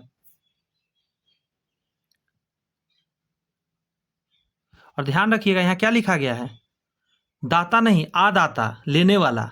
बात समझ में आ रही है कुछ, कैसे शब्द का प्रयोग करता है? मैं अभी फर्स्ट टाइम पढ़ा था तो गड़बड़ पढ़ चुका था। ये भी रक्त वर्ग वाले व्यक्ति को कभी कभी सर्वाधिक रक्त आदाता कहा जाता है, मतलब लेने वाला। आदाता, आ जाओ, दाता देने वाला, यानी देने वाला मेरे पास आओ। उसके रक्त में क्या होता है? प्रतिपिंड, यानी कि जिसको एंटीबॉडी का अभाव होता है, एंटीबॉडी नहीं होता है। कमाल का क्वेश्चन था। क्या लिखता है यहाँ पे देखिए, यहाँ पे कह रहा है किसी व्यक्ति का रक्त ए बी होता है, उस सार्वत्रिक रक्त आदाता कहा जाता है, क्योंकि ए बी रक्त वर्ग में प्रतिजन या एंटीजन ए और बी पाया जाता है, जबकि प्रतिपिंड एंटीबॉडी का अभाव हो जाता है। इस रक्त वर्ग के लोग सिर्फ ए बी रक्त समूह के ही व्यक्ति को रक्त दे सकते हैं। ले तो सबसे सकता है, ओ तो सबको दे सकता है। हृदय के रक्त का संचरण करने वाले धमनियाँ कहलाती है। बात समझ में आ रहा है? उसको हम लोग बोलते हैं हृदय धमनियाँ। हृदय धमनियाँ रक्त को हृदय तक ले जाती है। ग्रीवा धमनियाँ, अगर ग्रीवा धमनियाँ रक्त को सिर तक ले जाती है। अगला कहा जा रहा है यकृत धमनियाँ रक्त को यकृत तक ले जाती है। नेक्स्ट है फुफ्फुस धमनियाँ रक्त को फुफ्फुस तक ले जाती है। नेक्स्ट क्वेश्चन आपके सामने है, मानव शरीर में ऑक्सीजन का अभिगमन होता है। ऑक्सीजन कैसे अभिगमित करता है? तो फेफड़ा से रक्त में जाएगा, रक्त से ऊतक में जाएगा। फेफड़ा से रक्त में, रक्त से फिर ऊतक में जाएगा। तो एक नंबर फेफड़ा, फिर रक्त, फिर ऊतक। नेक्स्ट प्रश्न में कह रहा है कि रक्त ग्लूकोज स्तर सामान्यतः व्यक्त किया जाता है। रक्त ग्लूकोज स्तर सामान्यतः व्यक्त किया जाता है। आपका आंसर हो जाएगा मिलीग्राम प्रति डेसीलीटर में, मिलीग्राम प्रति डेसीलीटर के रूप में। रक्त में ग्लूकोज का स्तर सामान्यतः मिलीग्राम प्रति डेसीलीटर में नापा जाता है। नेक्स्ट है अज्ञात रुधिर वर्ग का एक व्यक्ति गंभीर रूप से दुर्घटनाग्रस्त हो जाता है, उसे तुरंत रक्त देना है, ब्लड ट्रांस करना है, तो अस्पताल में आसानी से उपलब्ध निम्नलिखित रुधिर वर्गों में से किस वर्ग का रक्तदाता के लिए उपयोगी सुरक्षित होगा? ओ डाल दीजिए। बात समझ में आया? ओ निगेटिव डाल दीजिए। अब इस चीज को समझ लीजिए जरा। कह रहा है कि ओ रक्त वाला सर्वदाता होता है, ठीक है, क्योंकि इसके रक्त में प्रतिजन नहीं पाया जाता है। ओ आर एच निगेटिव रक्त वर्ग में कोई भी प्रतिजन नहीं पाया जाता है, इसीलिए किसी भी रक्त वर्ग के व्यक्ति को दिया जा सकता है। आर एच निगेटिव पर ध्यान देना है, आर एच पॉजिटिव नहीं रहेगा, ये भी ध्यान रखिएगा। अच्छा क्वेश्चन था। किसी समान व्यक्ति में रक्त के संदर्भ में निम्नलिखित में से कौन सा कथन सही है? तो आंसर क्या है? रक्त में WBC की तुलना में बिंबाणु प्लेटलेट्स अधिक होता है। WBC की तुलना में प्लेटलेट्स ज़्यादा होता है कि WBC बहुत कम होता है, और RBC से तो बहुत ही ज़्यादा कम। अब इस चीज़ को यहाँ क्लियर करिए। कह रहा है रक्त में सामान्यतः श्वेत रक्त कणकों की संख्या बिंबाणु से कम होता है। अब यहाँ देख लीजिएगा, 1 माइक्रोलीटर रक्त में 5000 से 10,000 श्वेत रक्त कण तथा 1.5 लाख से 5 लाख बिंबाणु होते हैं। मतलब ये 5000 से 10,000 और ये 1.5 लाख से 5 लाख बिंबाणु तक हो सकता है प्लेटलेट्स। नेक्स्ट क्वेश्चन में कह रहा है मानव शरीर में के कौन सा अंग में लसिका कोशिका बनती है? मानव शरीर के कौन से अंग में लसिका कोशिका बनती है? तो आपका आंसर हो जाएगा दीर्घ अस्थि में। लसिका कोशिका प्रतिरोधक क्षमता में संक्रमण होने की अवस्था में विशिष्टता प्रदान करते हैं। यह मुख्यतः लसिका अंगों एवं उत्तकों जैसे की बड़ी हड्डियां हो गई, तिल्ली हो गई, बात समझ में, लसिका आदि में बनती है। तो यहाँ पे क्वेश्चन में था अंग में बनती है, तो दीर्घ अस्थि तो हमने लगा दिया, दीर्घ अस्थि होता बड़ी अस्थियां, तिल्ली में भी बनती है, ध्यान रखिएगा, और लसिका में भी बनती है, लेकिन ज़्यादा मात्रा में दीर्घ अस्थि में बनती है, इसीलिए तिल्ली को नहीं लगाया गया। उस वाहिका का नाम क्या है जो अमाशय तथा क्षुद्रांत से यकृत में पोष युक्त रक्त देती है? तो आपका आंसर हो जाएगा यकृत प्रवेश द्वार का शिरा। यकृत प्रवेश द्वार शिरा अमाशय तथा क्षुद्रांत से यकृत में पोषण युक्त रक्त देती है। यकृत ही ऐसा अंग है जिसमें दो स्रोतों से रक्त आता है, यकृत धमनी और यकृत प्रवेश द्वार द्वारा। किसी एक सामान्य व्यक्ति के रक्त का पीएच स्तर क्या होता है? वेरी वेरी इंपॉर्टेंट क्वेश्चन, बहुत ज्यादा इंपॉर्टेंट है ये क्वेश्चन। आप आंसर देंगे 7.35 से लेकर 7.45 तक होती है, 7.3 से 7.4 कह सकते हैं आप, और रक्त क्षारीय होता है, ध्यान रखिएगा। आगे कहता है बी लसिकाणु के द्वारा होने वाले प्रतिरक्षा को क्या कहा जाता है? तो इसको बोलते हैं तरल प्रतिरक्षा। बी लसिकाणु द्वारा होने वाले प्रतिरक्षा को तरल प्रतिरक्षा के रूप में जानते हैं। आगे कह रहा है रुधिर समूह की खोज किसके द्वारा किया गया? तो विलियम हार्वे द्वारा। इसका ट्रिक क्या है कि ब्लड जो होता है शरीर में कैसे चलता है? हड़बड़ा के चलता है, हड़बड़ा के एकदम तेजी में, इसीलिए विलियम हार्वे ने इसका खोज किया। नेक्स्ट कह रहा है पॉइंट में लैंड स्टीनर 1940 ने रुधिर समूह की खोज की थी, उसने आरएच फैक्टर का पता लगाया था। आएगा था जिस व्यक्ति में आरएच फैक्टर उपस्थित रहता है उसे आरएच प्लस तथा अनुपस्थित रहने वाला आरएच निगेटिव कहा जाता है।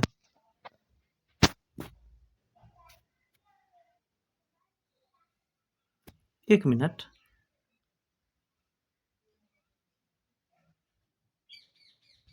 हाँ यहाँ गलत मैं बता रहा हूँ। विलियम हार्वे जो होगा ना, ये रक्त परिसंचरण तंत्र खोजे थे, बात समझ में आया?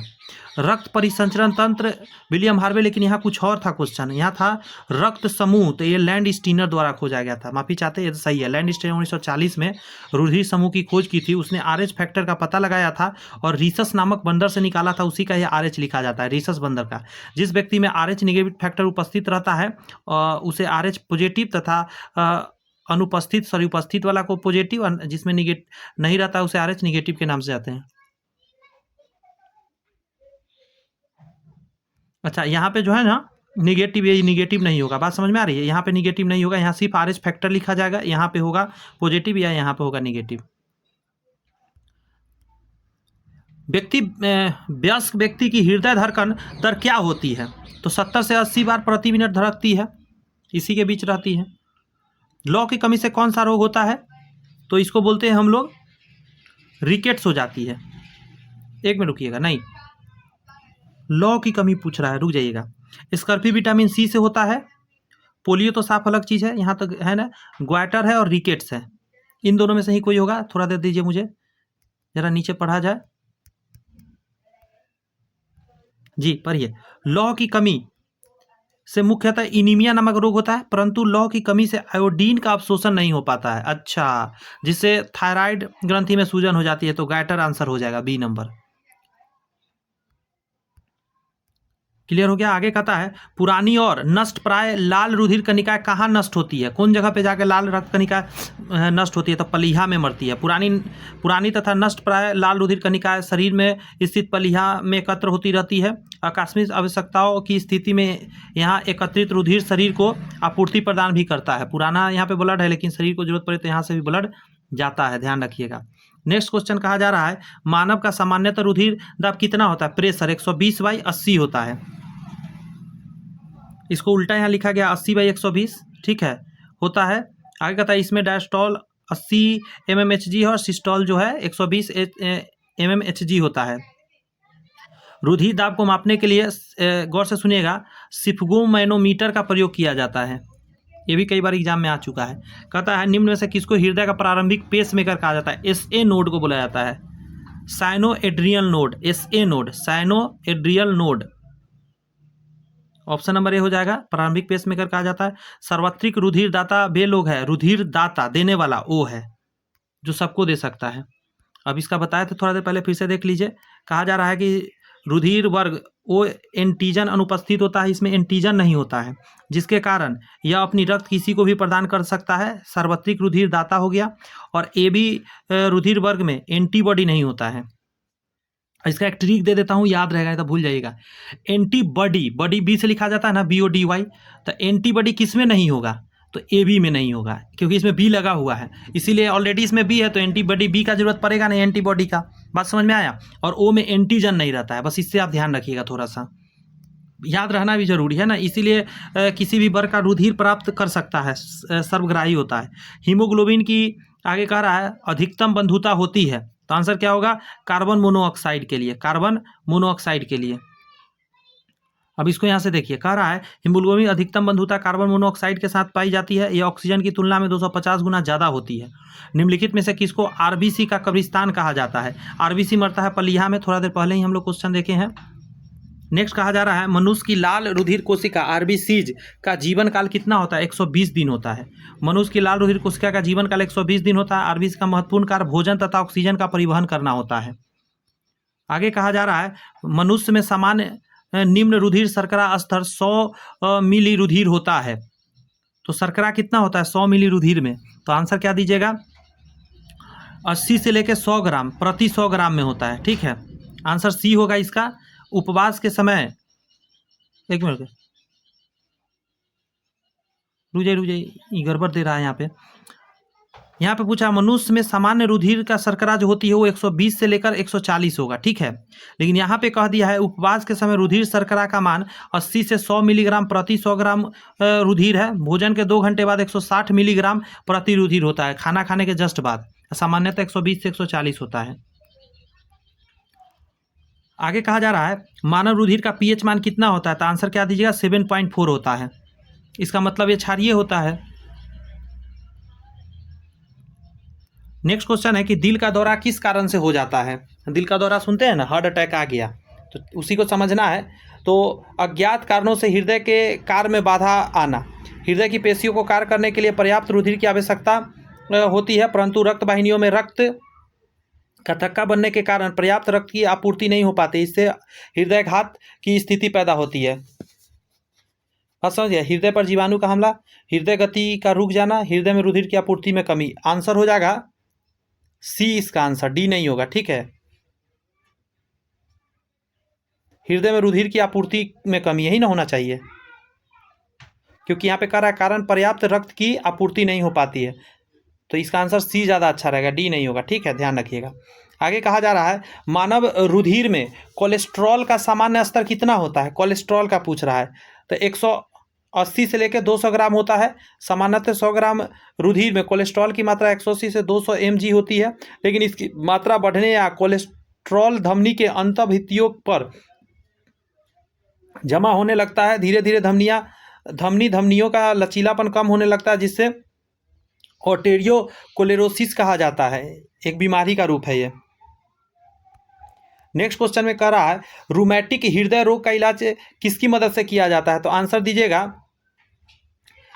एस्पिरिन के द्वारा। एस्पिरिन नामक दवा का प्रयोग दर्दनाशक तथा ज्वार को कम करने के हेतु दिया जाता है। रूमेटिक ज्वार के कारण हृदय भी इस ज्वार से प्रभावित हो जाता है, इसके उपचार हेतु एस्पिरिन का प्रयोग किया जाता है।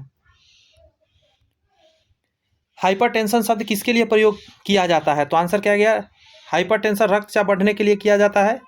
कहा जाता है उच्च रक्तचाप 150 से 90 अगर mmHg हो गया की स्थिति को हाइपरटेंशन कहा जाता है। सामान्यतः रक्तचाप 120 से 80 mmHg होता है, जबकि रुधिर दाब की मापन किया जाता है, तो इसमें 2 माप होती है, सिस्टोलिक और डायस्टोलिक। डायस्टोलिक 80 है और सिस्टोलिक 120 है।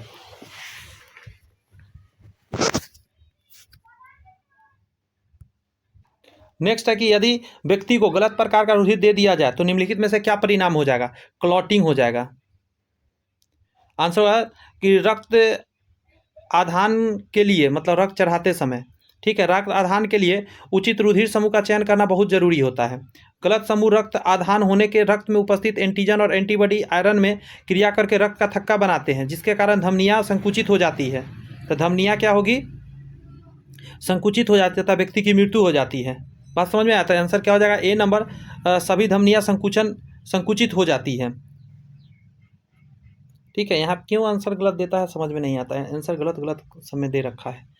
और जबकि पता है ये जो पीडीएफ है ये मैं नहीं बनाता हूँ, ये बड़े बड़े इंस्टीट्यूट के बने हुए पीडीएफ है। जो बताइए इतना बड़ा इंस्टीट्यूट है, हम लोग तो फ्री में भी पढ़ रहे हैं, लेकिन आपको बता दूँ ये पीडीएफ जो दिया गया है जिस इंस्टीट्यूट के द्वारा आईएएस का तैयारी कराने वाला, उनका फीस है 1.5 लाख रुपया। अब बताइए 1.5 लाख रुपया फीस लेकर और गलत पीडीएफ दिया जाता है, कितना दुख की बात है। इससे हम क्या ही ज़्यादा कहा जा सकता है। मान के चलिए मुझे कुछ पता है तो हम इस चीज़ को पकड़ पा रहे हैं, और उन बच्चों का क्या होता होगा जो तो एकदम नया नया भी पढ़ने आया, वो तो धर के एकदम इसी को रगड़ देता होगा। सीबीएसई का ज़्यादातर बच्चा होता है, वो लोग तो रटने में माहिर होता है, रट जाएगा, गलत आंसर देकर आएगा, एक एक क्वेश्चन से कहाँ गाड़ी पहुँच जाता है। मानव मोनोऑक्साइड्स विषाक्तता निम्नलिखित में से किसको मुख्यतः प्रभावित करती है? तो आंसर क्या हो जाएगा, देखिए कार्बन मोनोऑक्साइड जो है, ठीक है, रक्त को हीमोग्लोबिन से जोड़कर कार्बोऑक्सी हीमोग्लोबिन बना लेता है, और इससे रक्त की ऑक्सीजन को परिवहन क्षमता में कमी आ जाती है, ऑक्सीजन जाने ही नहीं देता है। बात समझ में आया? तो रक्त की ऑक्सीजन को वहन करने में क्षमता में प्रॉब्लम दे देता है, इसीलिए इसको दम घोटू गैस के नाम से जानते हैं। पहले के ज़माने में अंग्रेज लोग जो था वो ऐसे ही मारता था, बहुत सारा लोग को एक साथ मारना होता था ना, तो बस डाल देता था एक रूम में, और रूम पूरा पैक रहता, कार्बन मोनोऑक्साइड गैस छोड़ देता था, पूरा का पूरा जितना व्यक्ति है सारा का सारा खत्म। एक स्वस्थ वयस्क मनुष्य में रक्त का कुल परिमाप कितना होता है? स्वस्थ व्यक्ति है, कितना खून होता है? तो आप कहेंगे 5 से 6 लीटर होता है उसमें। रक्त एक तरल संयोजी उत्तक है, रक्त वाहिनियों के अंदर विभिन्न अंगों के नियमित रूप से गतिशील रहता है। मनुष्य के शरीर में रक्त की मात्रा शरीर के भार का 7 से 8% होता है, अतः एक 70 किलोग्राम भार वाला एक मनुष्य है, उसके शरीर में 5 से 6 लीटर तक रक्त होता है। इसके संपूर्ण शरीर के भार का लगभग 1/13वां भाग भी कह सकते हैं आप। क्या रक्त होता है, पूछ रहा डायरेक्ट, तो एक संयोजी उत्तक है, कनेक्टिव है। रक्त एक तरल संयोजी उत्तक है, रक्त वाहिनियों में प्रवाहित होने वाला गाढ़ा कुछ चिपचिपा लाल रंग का द्रव एक जीवित उत्तक के नाम से जाना जाता है। हीमोग्लोबिन क्या है? आयरन से बना हुआ आइटम है। ये कह रहा है हीमोग्लोबिन एक प्रोटीन है, ठीक है, हीमोग्लोबिन जो है एक प्रोटीन है जो मानव रक्त में पाया जाता है, मानव रक्त में पाया जाने वाला एक पदार्थ है, तथा इसके रासायनिक संयोजन में ग्लोबिन नामक प्रोटीन हीम नामक लाल रंग के पदार्थ से जुड़ी होती है। रुधिर का लाल रंग हीम के कारण आता है। हीम की विलय में केंद्रीय भाग लौ होता है। एक सामान्य व्यक्ति में हीमोग्लोबिन का औसत मात्रा 15 ग्राम प्रति 100 मिलीलीटर रुधिर में होता है। हीमोग्लोबिन 15 ग्राम होता है 100 मिलीलीटर में, बहुत इंपॉर्टेंट है ये लाइन। तथा इससे शरीर में गैसों के परिवहन में कार्य मिलती है, मतलब मदद मिलती है। 15 ग्राम होता है हीमोग्लोबिन 100 ml में, याद रखिएगा। रक्त में लाल रंग निम्न में से किसके कारण होता है? अभी जस्ट आपको बताया गया हीमोग्लोबिन के कारण। रक्त में लाल रंग ऑक्सी हीमोग्लोबिन युक्त रुधिर कणिकाओं आरबीसी के कारण होता है। नेक्स्ट क्वेश्चन आपके सामने है कि रक्त शरीर में क्या कार्य करता है? तो सारे शरीर में ऑक्सीजन पहुंचाता है। रक्त तरल संयोजी उत्तक है जो रक्त वाहिनियों के अंदर विभिन्न अंगों में लगातार बहता रहता है। लाल रक्त कोशिका रक्त का एक महत्वपूर्ण घटक है जो फेफड़ों में ऑक्सीजन और हीमोग्लोबिन शरीर के अन्य भागों में ले जाने में जिम्मेदार होता है। निम्न रक्त वर्ग सर्वात्रिक दाता यूनिवर्सल डोनर होता है। यूनिवर्सल देने वाला तो ओ है, सबको देने वाला, क्योंकि ओ में एंटीजन नहीं होता है, ध्यान रखिएगा, और ए बी में एंटीबॉडी नहीं रहता है। मैं बताया ना, इसमें बी लगा होता है, एंटीबॉडी नहीं रहता है। ये सब ट्रिक से हमेशा याद रहेगा।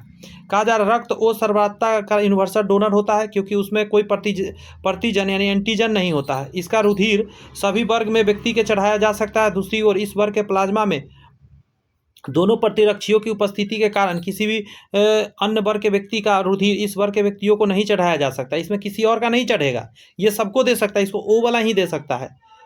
रक्त वर्ग ए बी सर्वग्राहक यानी यूनिवर्सल रिसेप्टर होता है।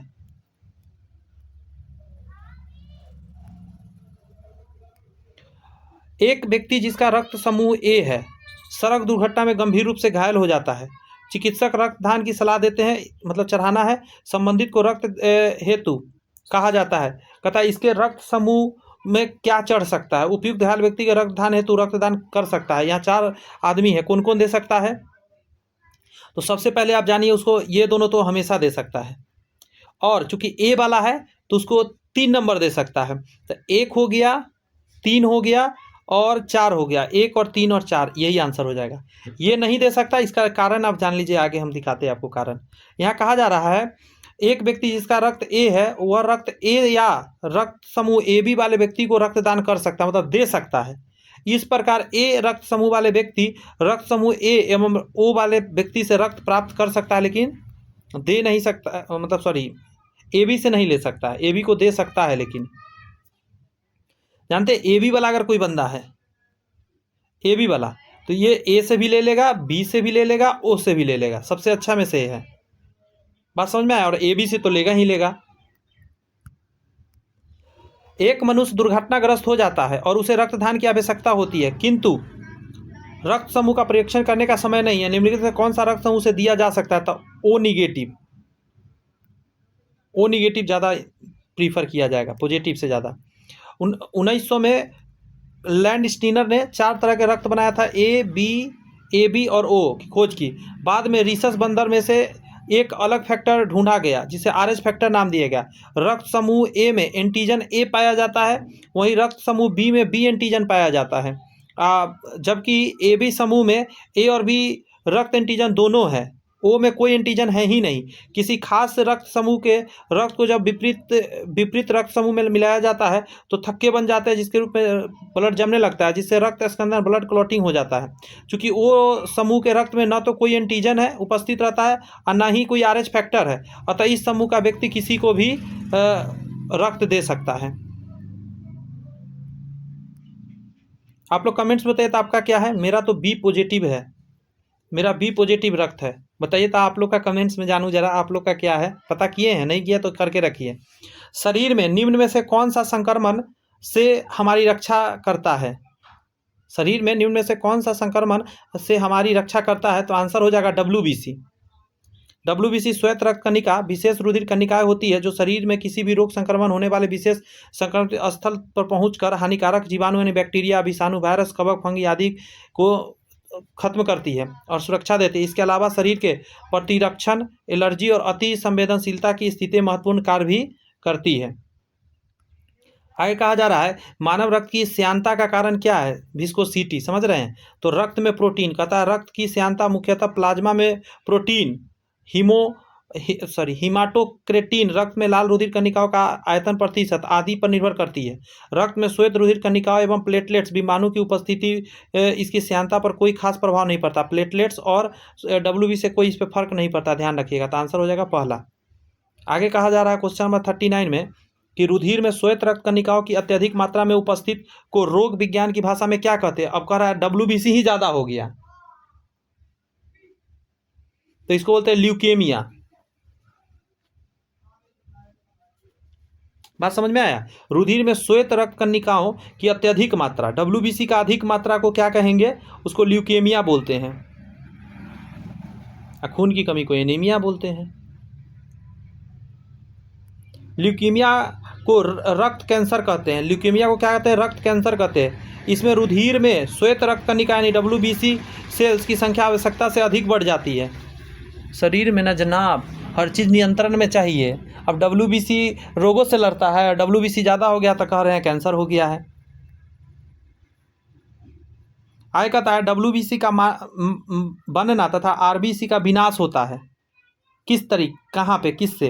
तो पलीहा में, कहता है शरीर में लाल रक्त कोशिकाओं का जीवन काल 120 दिन होता है, इसके बाद पलीहा में इसका विनाश हो जाता है। लिम्फोसाइट्स तथा न्यूट्रोफिल्स श्वेत रक्त कणिकाओं के 2 प्रमुख प्रकार है। लिम्फोसाइट्स का निर्माण पलीहा, लसिका ग्रंथि और थाइमस ग्रंथि में होता है। न्यूट्रोफिल्स का निर्माण अस्थि मज्जा में होता है। अस्थि मज्जा नहीं, बोर मैरो। रक्त का थक्का बनने में फाइब्रिन के परिवर्तन में भाग लेने वाले एंजाइम हैं। बात समझ में आया? तो थ्रोम्बिन आंसर हो जाएगा। अब इस चीज़ को डिटेल में समझिए। कह रहा है रक्त का थक्का बनने की प्रक्रिया एक जटिल रासायनिक प्रक्रिया होती है जिसमें 3 चरण में बांटा जाता है। इसके अंतिम चरण में थ्रोम्बिन एक एंजाइम की भांति कार्य करते हैं। प्लाज्मा की घुलनशील फाइब्रिनोजन प्रोटीन के फाइब्रिन नामक अघुलनशील प्रोटीन अणु के विश्लेषण को प्रेरित करता है। रुधिर स्कंदन की क्रिया विधि का स्पष्ट विवरण हवेल ने दिया था कि कैसे ब्लड जमते हैं। प्लाज्मा में जल का प्रतिशत, वेरी वेरी इंपॉर्टेंट क्वेश्चन, बहुत ज़्यादा इंपॉर्टेंट है, 90%। कह रहा है रक्त प्लाज्मा का पीले रंग का तरल पदार्थ है। प्लाज्मा कैसा है, कलर भी याद रखिएगा, पीला रंग का है, जिसमें महत्वपूर्ण रक्त कोशिकाएं सामान्य रूप से निलंबित रहती है। प्लाज्मा कुल रक्त की लगभग 1 मिनट, हाँ, मात्रा 55% है। पूरे ब्लड का 55% प्लाज्मा ही होता है और प्लाज्मा के अंदर 90% जो होता है जल होता है। इसमें प्रोटीन, शर्करा, थक्का जमाने वाले कारक, खनिज, आयरन, हार्मोन, कार्बन डाइऑक्साइड आदि भी घुले रहते हैं। नेक्स्ट कर रहा है थायराइड ग्रंथि से थायरोक्सिन स्रावित करने के लिए उत्तेजित करने वाली अंतःस्रावी हार्मोन कौन सा है? तो आंसर क्या हो जाएगा, TSH। कौन सा हार्मोन लरो या उरो कहा जाता है? लरो और उरो हार्मोन कहलाता है। तो ये जो होता है एड्रीनलिन, ठीक है, ये अधिवृक्क के ऊपर रहता है। कहा जा रहा है एड्रीनल या एपिनेफ्रीन, ये दोनों नामक हार्मोन एड्रीनल मेडुला से स्रावित होता है, जिसके स्राव से हृदय गति में वृद्धि होती है, शरीर में उत्तेजना का अनुभव होता है। इस हार्मोन की कमी से व्यक्ति छिन्न मन रहने लगता है, मतलब चिड़चिड़ा। ऐसे व्यक्ति को कोकेन यानी कोकीन, एफेड्रीन आदि औषधियाँ दी जाती है और नशा है जिसके अनुकंपी तंत्रिका तंत्रों में प्रेरित करता है, उसे उरो या लरो फ्लाइट और फाइट हार्मोन कहते हैं, जो कि एक संकटकालीन विशेष परिस्थितियों में उत्तेजित निर्माण में सहयोग प्रदान करता है। यानी आप उत्तेजना आपके अंदर आता है, इस स्थिति में यह रुधिर यानी दाब, ब्लड प्रेशर तथा हृदय स्पंदन दर बढ़ा दिया जाता है। और आपको बता देना चाहते हैं यही हार्मोन का टैबलेट्स आता है जो बहुत सारे लोग सेक्स से पहले लेते हैं। शरीर के लिए अच्छा नहीं है फिर भी लेते हैं ताकि उत्तेजना उनके शरीर में ज़्यादा बढ़ जाए। कह रहा है एस्ट्रोजन किसके द्वारा उत्पादित होता है? एस्ट्रोजन, तो आंसर हो जाएगा पुट्टिका के द्वारा। यहाँ पे समझिए, कहा जा रहा है एस्ट्रोजन एक हार्मोन है, ठीक है, एस्ट्रोजन एस्ट्रोजन कुछ भी लिखते रहता है, जिसका उत्पादन स्त्रियों में अंडाशय की ग्राफियन पुट्टिका की थीका इंटरना की कोशिकाओं के द्वारा यौवनारंभ लेकर रजोनुवृत्ति तक होती है, यानी 50-55 साल तक। कहता लगभग 45 से 42 वर्ष तक होते रहता है। प्रमुख एस्ट्रोजन यानी एस्ट्रेडियल होता है, जिसे नारी विकास हार्मोन कहते हैं, क्योंकि यह द्वितीयक लैंगिक हार्मोन यानी सेकेंडरी सेक्सुअल कैरेक्टर, जिसमें लड़कियों में स्तनों का, दूध ग्रंथियों का, गर्भाशय का, योनि आदि का समुचित विकास शामिल होता है। इसके विकास में सहायक भी होता है। स्त्रियों में रजोनुवृत्ति के पश्चात निम्न में से किस हार्मोन का उत्पादन समाप्त हो जाता है? जस्ट अभी आपने देखा तो प्रोजेस्टेरोन,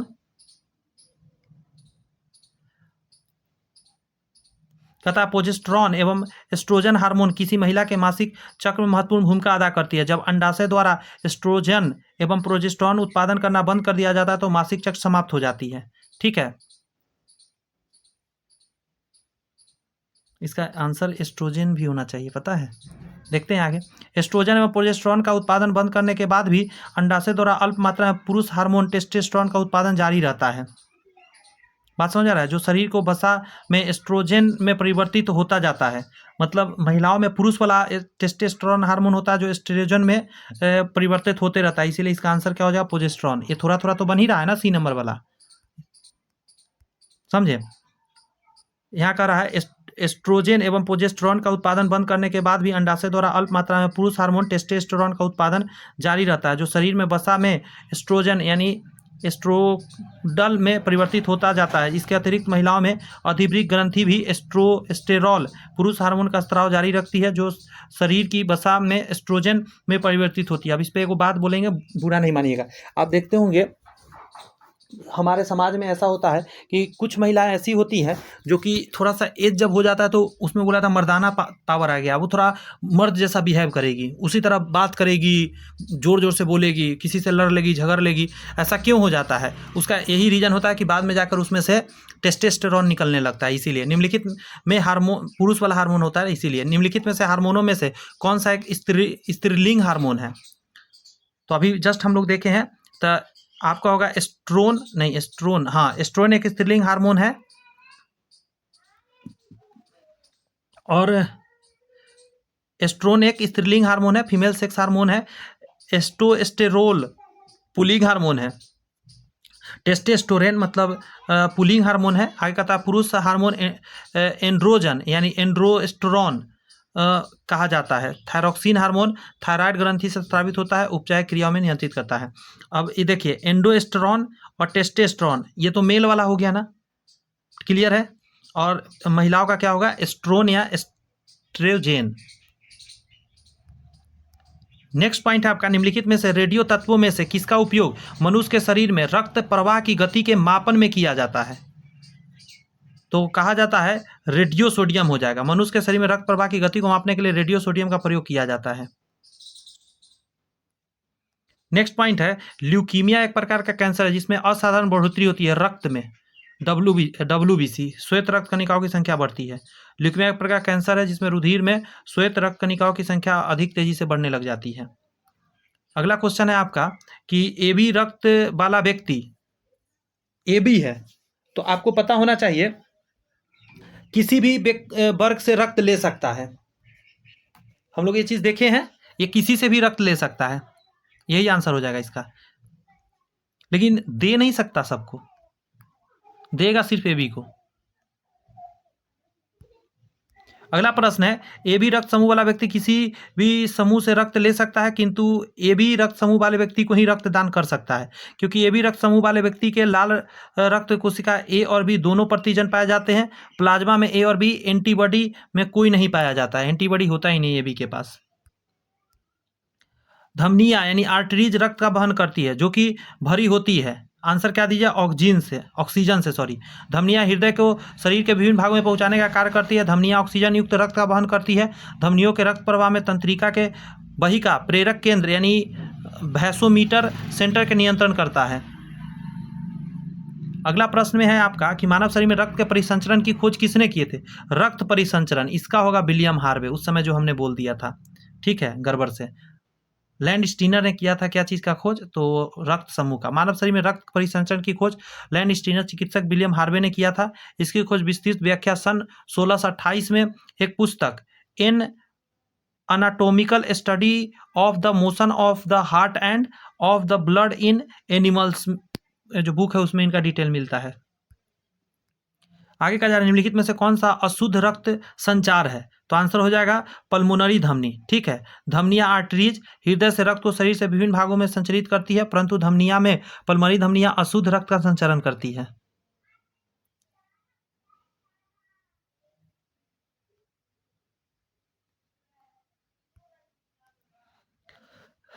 निम्नलिखित कथनों पर विचार करके बताइए और सही बताना है, ध्यान रखिएगा। कह रहा है प्लेटलेट्स केवल स्तनधारियों के रुधिर में पाया जाता है, गलत बात। सारे ब्लड जिसके पास भी उसमें, तथा इसका कार्य रुधिर में थक्का बनाने से रोकना है, थक्का बनाता है। आगे बढ़िए। हमारे शरीर में इसकी संख्या लगभग 3 लाख प्रति घन मिलीमीटर है तथा इसमें केंद्रक अनुपस्थित होता है, ये सही बात है। अब यहाँ डिटेल में इस चीज़ को समझिए। कह रहा है प्लेटलेट्स या थ्रोम्बोसाइट्स केवल स्तनधारियों में पाए जाते हैं किंतु इसका कार्य रुधिर का थक्का बनाने में मदद करता है। सॉरी, ये तो सही था कि स्तनधारियों में पाया जाता है, लेकिन यह थक्का बनाने में मदद करता है। यहाँ क्वेश्चन में क्या था, थक्का बनाने से रोक रहा है, ठीक है। थक्का बनाने से रोकता नहीं है, ये थक्का बनाता है। 55 नंबर क्वेश्चन है, निम्न कथन पर विचार करिए, समझे और सही बताना है। धमनियां हृदय द्वारा पंप किए गए रुधिर को शरीर के विभिन्न अंगों और ऊतकों तक पहुंचाती है। धमनियां धमधमा के ले जाती है, इसीलिए ये मजबूत होती है, मोटी होती है, चिकनी होती है, यही ले जाती है, ये सही है। ये शुद्ध रक्त ले जाती है, ऑक्सीजन वाला। नेक्स्ट कर रहा है सिराओं द्वारा रुधिर शरीर के विभिन्न भागों से हृदय की ओर तीव्र गति से भेजा जाता है। दिमाग लगाइएगा, तीव्र गति से नहीं भेजा जाता है, ये थोड़ा स्लो होता है। बात समझ में आ रही है? 3rd नंबर कह रहा है कि कोशिकाएं समस्त कशेरुकियों के परिसंचरण तंत्र का वह आवश्यक भाग है जिसके द्वारा रुधिर और ऊतकों के बीच विभिन्न पदार्थों का आदान प्रदान होता है। बात समझ में आया? तो ये तो सही है, इसका ये आंसर गलत लग रहा है। आइए इसके डिटेल को समझेंगे ना तो पता चल जाएगा अभी के अभी, दूध का दूध पानी का पानी हो जाएगा। कह रहा है सिराओं द्वारा रुधिर शरीर के विभिन्न भागों के हृदय की ओर भेजा जाता है, ठीक है। इसमें रुधिर का दबाव कम होता है, कहा ना मैंने, यह एक अविरल धारा के रूप में धीमी गति से बहता रहता है। नेक्स्ट पॉइंट कर रहा है निम्नलिखित कथनों पर विचार करिए और सही बताना है, ध्यान रखिएगा। कर रहा है श्वेत रुधिराणु लाल रुधिराणु की अपेक्षा बड़े और संख्या में अधिक होते हैं, गलत बात, ये उल्टा होता है। लाल रुधिर ज़्यादा होता है और बड़ा होता है, और इसकी कमी से ल्यूकीमिया नामक रोग होता है। अधिकता से होती है, कमी से नहीं, अधिकता से ल्यूकीमिया होती है। दोनों गड़बड़ बात है यहाँ लिखा गया है।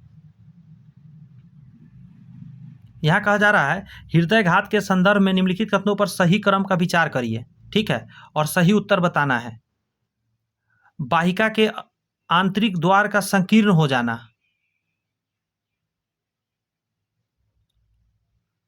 क्रम बताना है। तो क्रम कैसे चलेगा? सबसे पहले क्या अगला है, तंतु उत्तक से चकत्ते और कोलेस्ट्रॉल, रक्त और ऑक्सीजन की अपर्याप्त पूर्ति, हृदय धमनियों में रक्त की थक्कों का पहुंचना। अब देखिए इसका आंसर कैसे दीजिएगा पता है?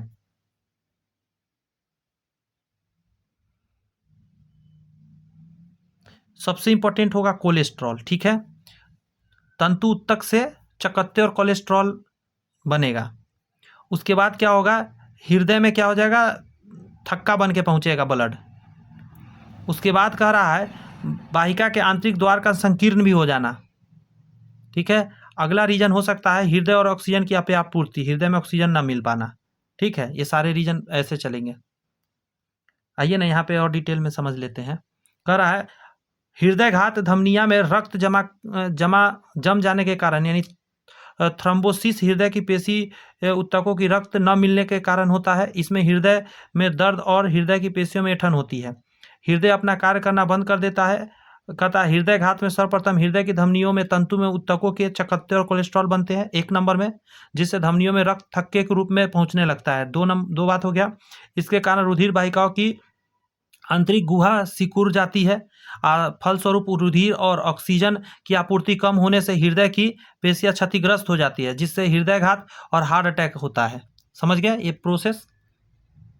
नेक्स्ट कहा जा रहा है कि रियूमेटिक हार्ट से संबंधित कथनों पर विचार करिए और सही बताना है। जब हृदय कपाट काम करना बंद कर देता है तो इस अवस्था को रियूमेटिक हार्ट कहते हैं। ये तो सही हो गया। ऐसी स्थिति उत्पन्न होने पर रक्तदाब बढ़ जाता है तथा ऐसी स्थिति में पूर्ण विश्राम की आवश्यकता होती है। नहीं, ये गलत बात है, ठीक है। ये गलत हो जाता है, क्यों? इसके डिटेल यहाँ से देखिए। कहा जा रहा है रूमेट्स हार्ट जीवाणु के संक्रमण से होता है, जिसमें रूमेटिक बुखार आता है तथा इसके द्वारा उत्पन्न टॉक्सिन हृदय के बाल्व को भी प्रभावित करता है। आलिंद और निलय बाल्व सामान्य रूप से कार्य नहीं करते, जिससे रक्तदाब घट जाता है। इस अवस्था में को रूमेट्स कहा जाता है। इस स्थिति में पूर्ण विश्राम की आवश्यकता पड़ती है। अब यहाँ गलती है ना, रक्तदाब कह रहा बढ़ जाता है, रक्तदाब कम हो जाता है, ध्यान रखिएगा।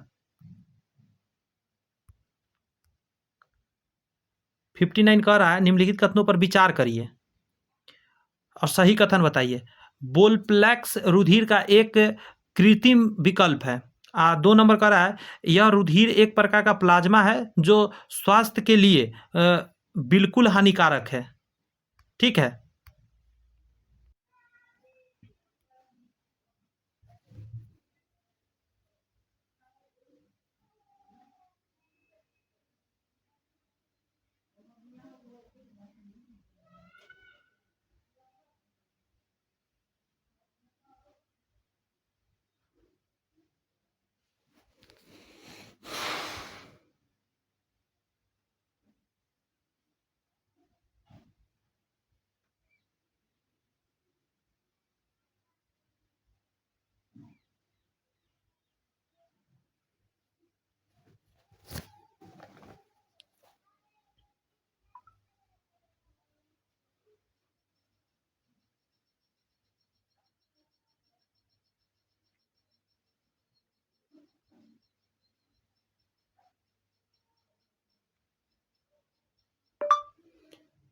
ह्यूमन हार्ट फिगर हिंदी में।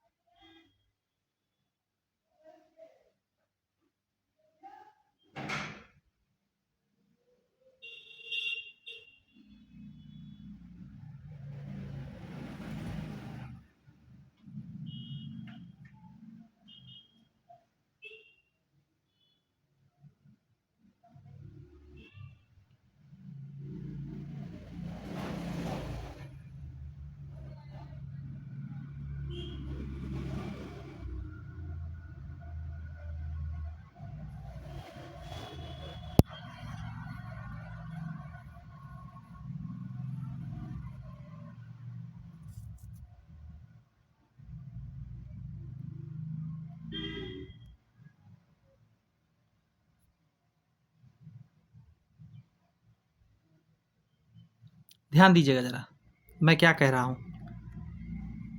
यहाँ मैं कह रहा हूँ कि ये है आपका हार्ट, इसमें 4 भाग बना दिया जाए, 1 भाग, अब 4 भाग हो गया। देखिए, सबसे पहले एक चीज़ को जानना है आपको, ये जो नीचे वाला पार्ट है ना, इससे एक ऐसे पाइप कनेक्ट होता है, ये है आपका महाधमनी, ठीक है। ये शुद्ध रक्त लेके पूरे शरीर में ले जाता है, और उसके बाद क्या होता है,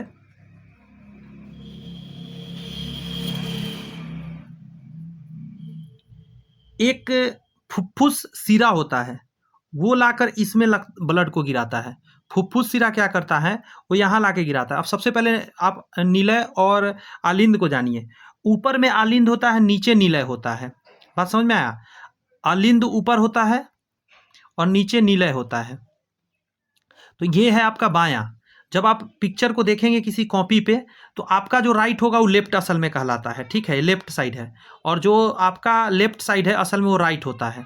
क्योंकि इस पिक्चर को जब अपने हार्ट पर सटाइएगा उल्टा डायरेक्शन में, तो राइट लेफ्ट आपको समझ में आ जाएगा, ठीक है। तो इधर लेफ्ट है, इधर राइट है। तो सबसे पहले कहा था, क्वेश्चन सुनिएगा, फेफड़ों में ऑक्सीजन कीर्त होकर रक्त कहाँ से आता है, तो सबसे पहले आपको कहाँ पे आएगा, इसमें आएगा। तो इसको क्या बोलेंगे, लेफ्ट अलिंद, लेफ्ट अलिंद में आता है। और लाने वाला कौन है, तो फुफ्फुस सिरा, ध्यान रखिएगा। और शुद्ध रक्त जो जाता है हार्ट को, वो ले जाने वाला होता है आपका, सॉरी एक सेकंड दीजिए मुझे, ये समझना बहुत ज़रूरी है। यहाँ से एक जाता है जो अशुद्ध खून, पूरे शरीर से अशुद्ध खून आया है तो इसमें गिरा है, सॉरी ऊपर गिरता है। अशुद्ध खून जो आएगा वो इसमें गिरेगा पूरे शरीर से, और ये इसमें डालेगा, ठीक है। यहाँ जो अशुद्ध खून आया है ये अब कहाँ जाएगा, ये जाएगा ऊपर फेफड़ा के पास। तो यहाँ समझिएगा ज़रा, अब पूरे शरीर से जो दायां, इधर राइट है तो दायां बोलेंगे, दायां अलिंद में आया है रक्त अशुद्ध पूरे शरीर से, और ये भेज देगा नीचे वाला में, और नीचे वाला में प्रेशर के साथ दबेगा, और यहाँ से कहाँ जाएगा, हार्ट सॉरी फेफड़ा के पास चला जाएगा आपका। तो यहाँ पे बोलेंगे हम लोग नीलय, तो दायां नीलय से आपको जो ले जाएगा उसको बोलते हैं फुसफुस धमनी, ध्यान रखिएगा।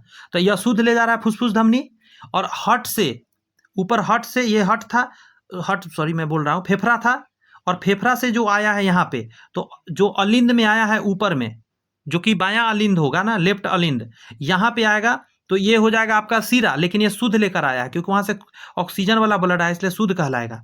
और यही नीचे फिर डालेगा, और नीचे से प्रेशर ज़्यादा होता है तो यहाँ से पूरे शरीर में पहुँचाया जाता है। अब आपके मन में एक क्वेश्चन उठेगा, मैं फिर से मिटाकर आपको समझाने का प्रयत्न करता हूँ, एक सेकंड दीजिए मुझे, एक सेकंड में ज़्यादा बड़ा कर रहा हूँ साइज, ताकि आपको मैं समझाने में सक्षम हो पाऊँ, क्योंकि आपको मैं समझा के रहूँगा, आप टेंशन ना लें, थोड़ा देर मुझे दें। देखिए 4 पार्ट हुआ। सबसे पहले एक चीज़ जानिए, नीचे वाला पोर्शन दबता है, ये जो पोर्शन है ना प्रेशर करता है, तो कहीं भी ब्लड अगर भेजना होगा ना तो नीचे प्रेशर होगा तो ही जा सकता। तो एक बात माइंड में रखिए, पहले तो जानिए अलिंद ऊपर होता है, नीले नीचे होता है, नी से नीचे, इसीलिए नीचे होता है नीले। ट्रिक क्या है, नौ से नीले, नीचे कैसे लिखते हैं, नीचे, ये सब चीज़ सुनिए ना, थोड़ा देर में सब याद हो जाए, नीचे और नीले। तो देखिए इसमें भी नी लगा है, इसमें भी नी लगा, नीचे के लिए नीले होगा ना, तो आप याद रहेगा आज के बाद, तो हाँ सर याद रहेगा मुझे, और याद रखना है, यही सब तरीका है, मैं याद करा रहा हूँ अभी। थोड़ा देर आपको लग रहा होगा कि मास्टर पढ़ा रहा है, पता नहीं समझ में आएगा कि नहीं आएगा, थोड़ा देर में सब याद हो जाएगा। नीचे नीले होता है तो नीले हुआ, ठीक है। ये हुआ आपका राइट और ये हुआ आपका लेफ्ट। सीधा आप पिक्चर देख रहे हैं सामने, आपका जो राइट है वो लेफ्ट कर लीजिए, लेफ्ट है से राइट कर लीजिए। तो नीचे नीले है, दोनों नीले होगा, राइट और लेफ्ट हो गया, ठीक है। ऊपर में अलिंद हो जाएगा, ठीक है बात। तो इधर लेफ्ट हो जाएगा, इधर राइट हो जाएगा।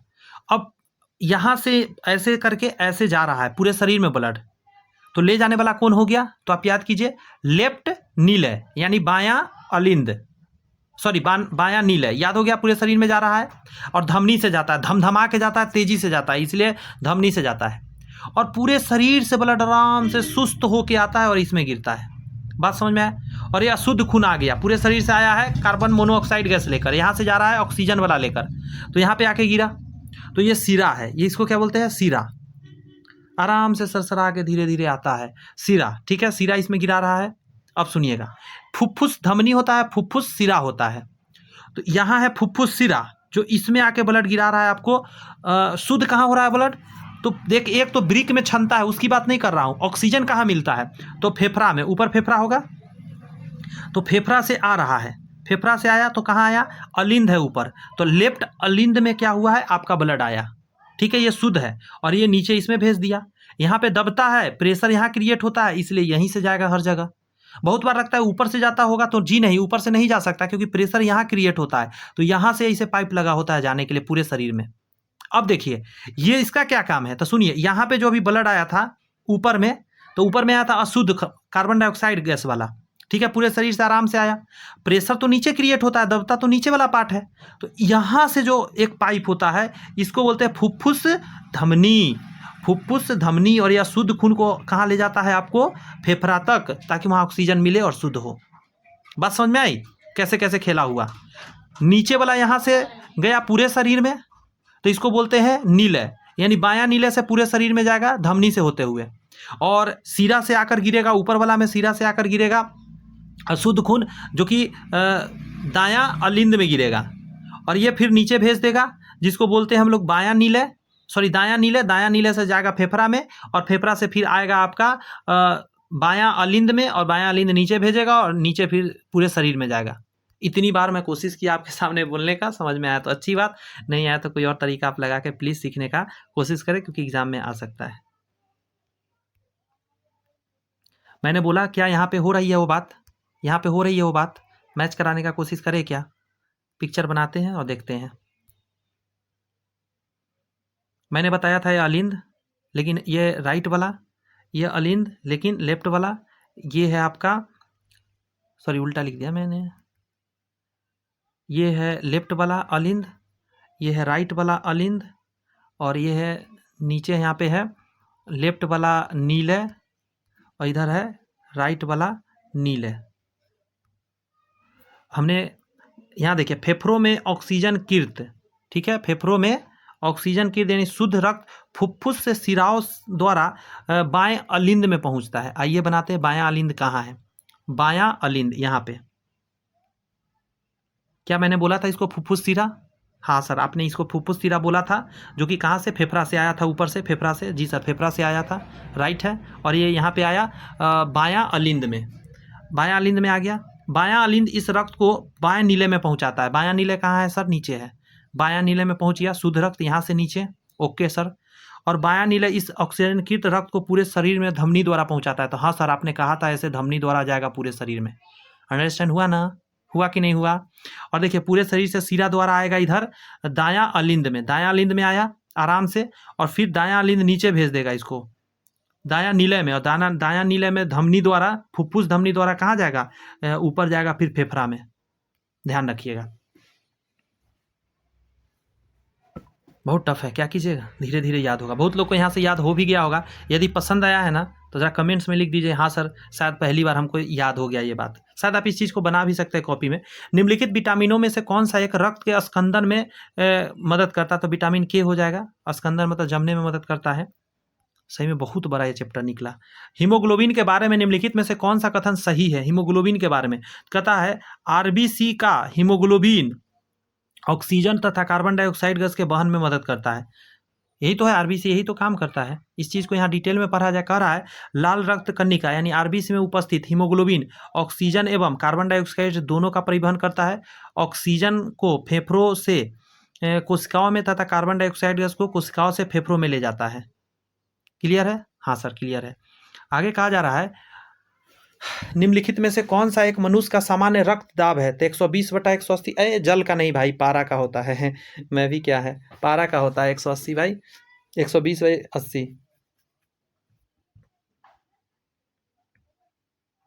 एक स्वस्थ व्यक्ति का सिस्टोलिक रक्तचाप 90 और 120 के बीच होता है।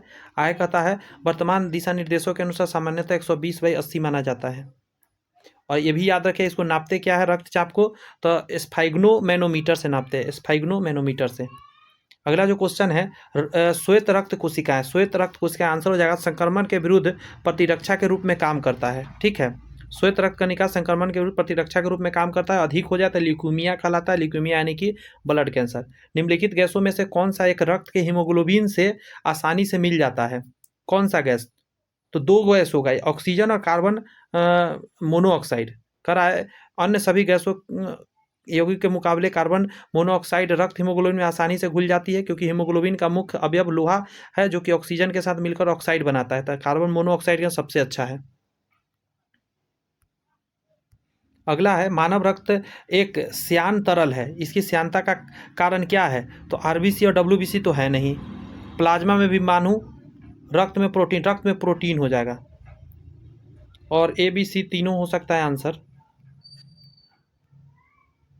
यहाँ से समझिए, कह रहा है श्यानता यानी विस्कोसिटी किसी तरल का गुण है जिसके कारण वह किसी बाहरी प्रतिबल यानी स्ट्रेस या प्रतिरूप प्रतिबल शियर स्ट्रेस के कारण अपने आप को विकृत यानी डिफॉर्म करने का विरोध करता है। रक्त की श्यानता का कारण रक्त में आरबीसी और डब्ल्यूबीसी का होना है।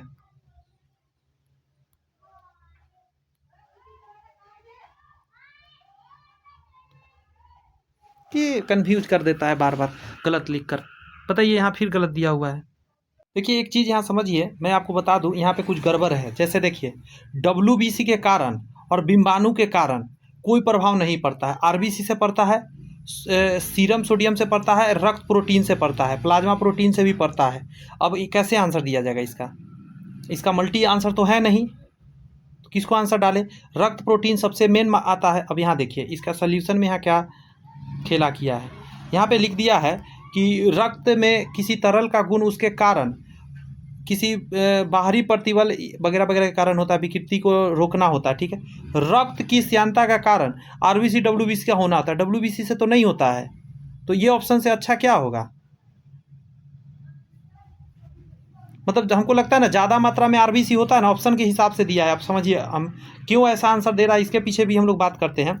देखिए प्रोटीन से ज़्यादा तो आरबीसी होगा ना, और डब्ल्यूबीसी साथ में लगा दिया तो आरबीसी इन चारों ऑप्शन में सबसे ज़्यादा था, इसीलिए डी को आंसर ले रहा है, हमको ऐसा लग रहा है। और हमको क्या लग रहा है, ऐसा हम लोग को भी मारना चाहिए आंसर एग्जाम में, अगर इस तरह के ऑप्शन दे तो।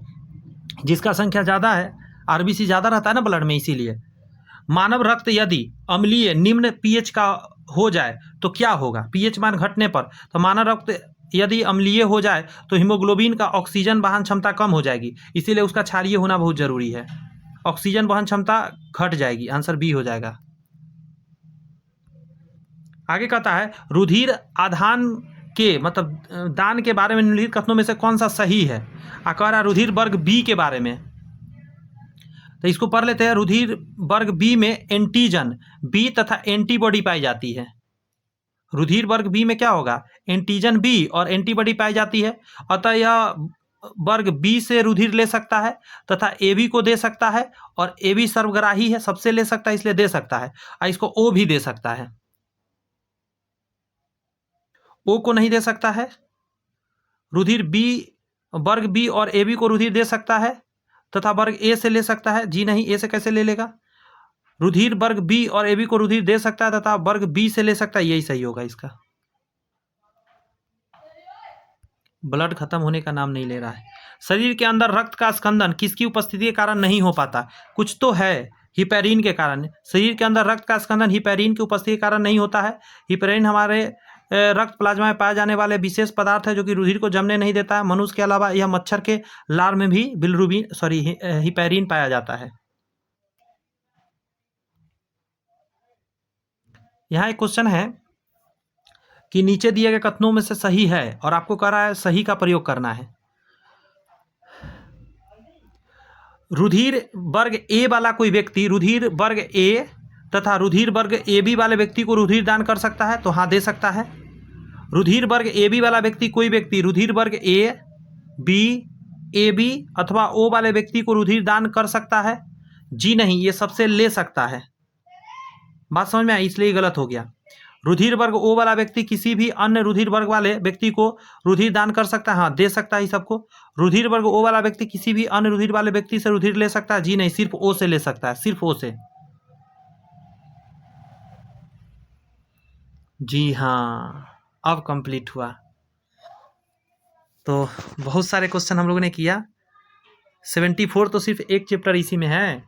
तो कैसा लगा सेशन कमेंट्स में ज़रूर बताइएगा। मैं कोशिश किया सारी बात आराम से समझाने का, थ्योरी के साथ है। तो चैनल सब्सक्राइब करके बेल आइकन प्रेस करिए, क्योंकि अगर आगे चाहते हैं वीडियो श्वसन तंत्र आने वाला है, इसी तरह बहुत सारे अभी वीडियो हो जाएंगे, क्योंकि ढेर सारा क्वेश्चन आने वाला है। तो कैसा लगा सेशन कमेंट्स में बता दीजिए मुझे, और चैनल सब्सक्राइब करके बेल आइकन प्रेस कर लीजिए। कुछ दोस्त यार में जरूर शेयर कर लीजिए ताकि उनको भी बेनिफिट्स मिल सके। Bye bye.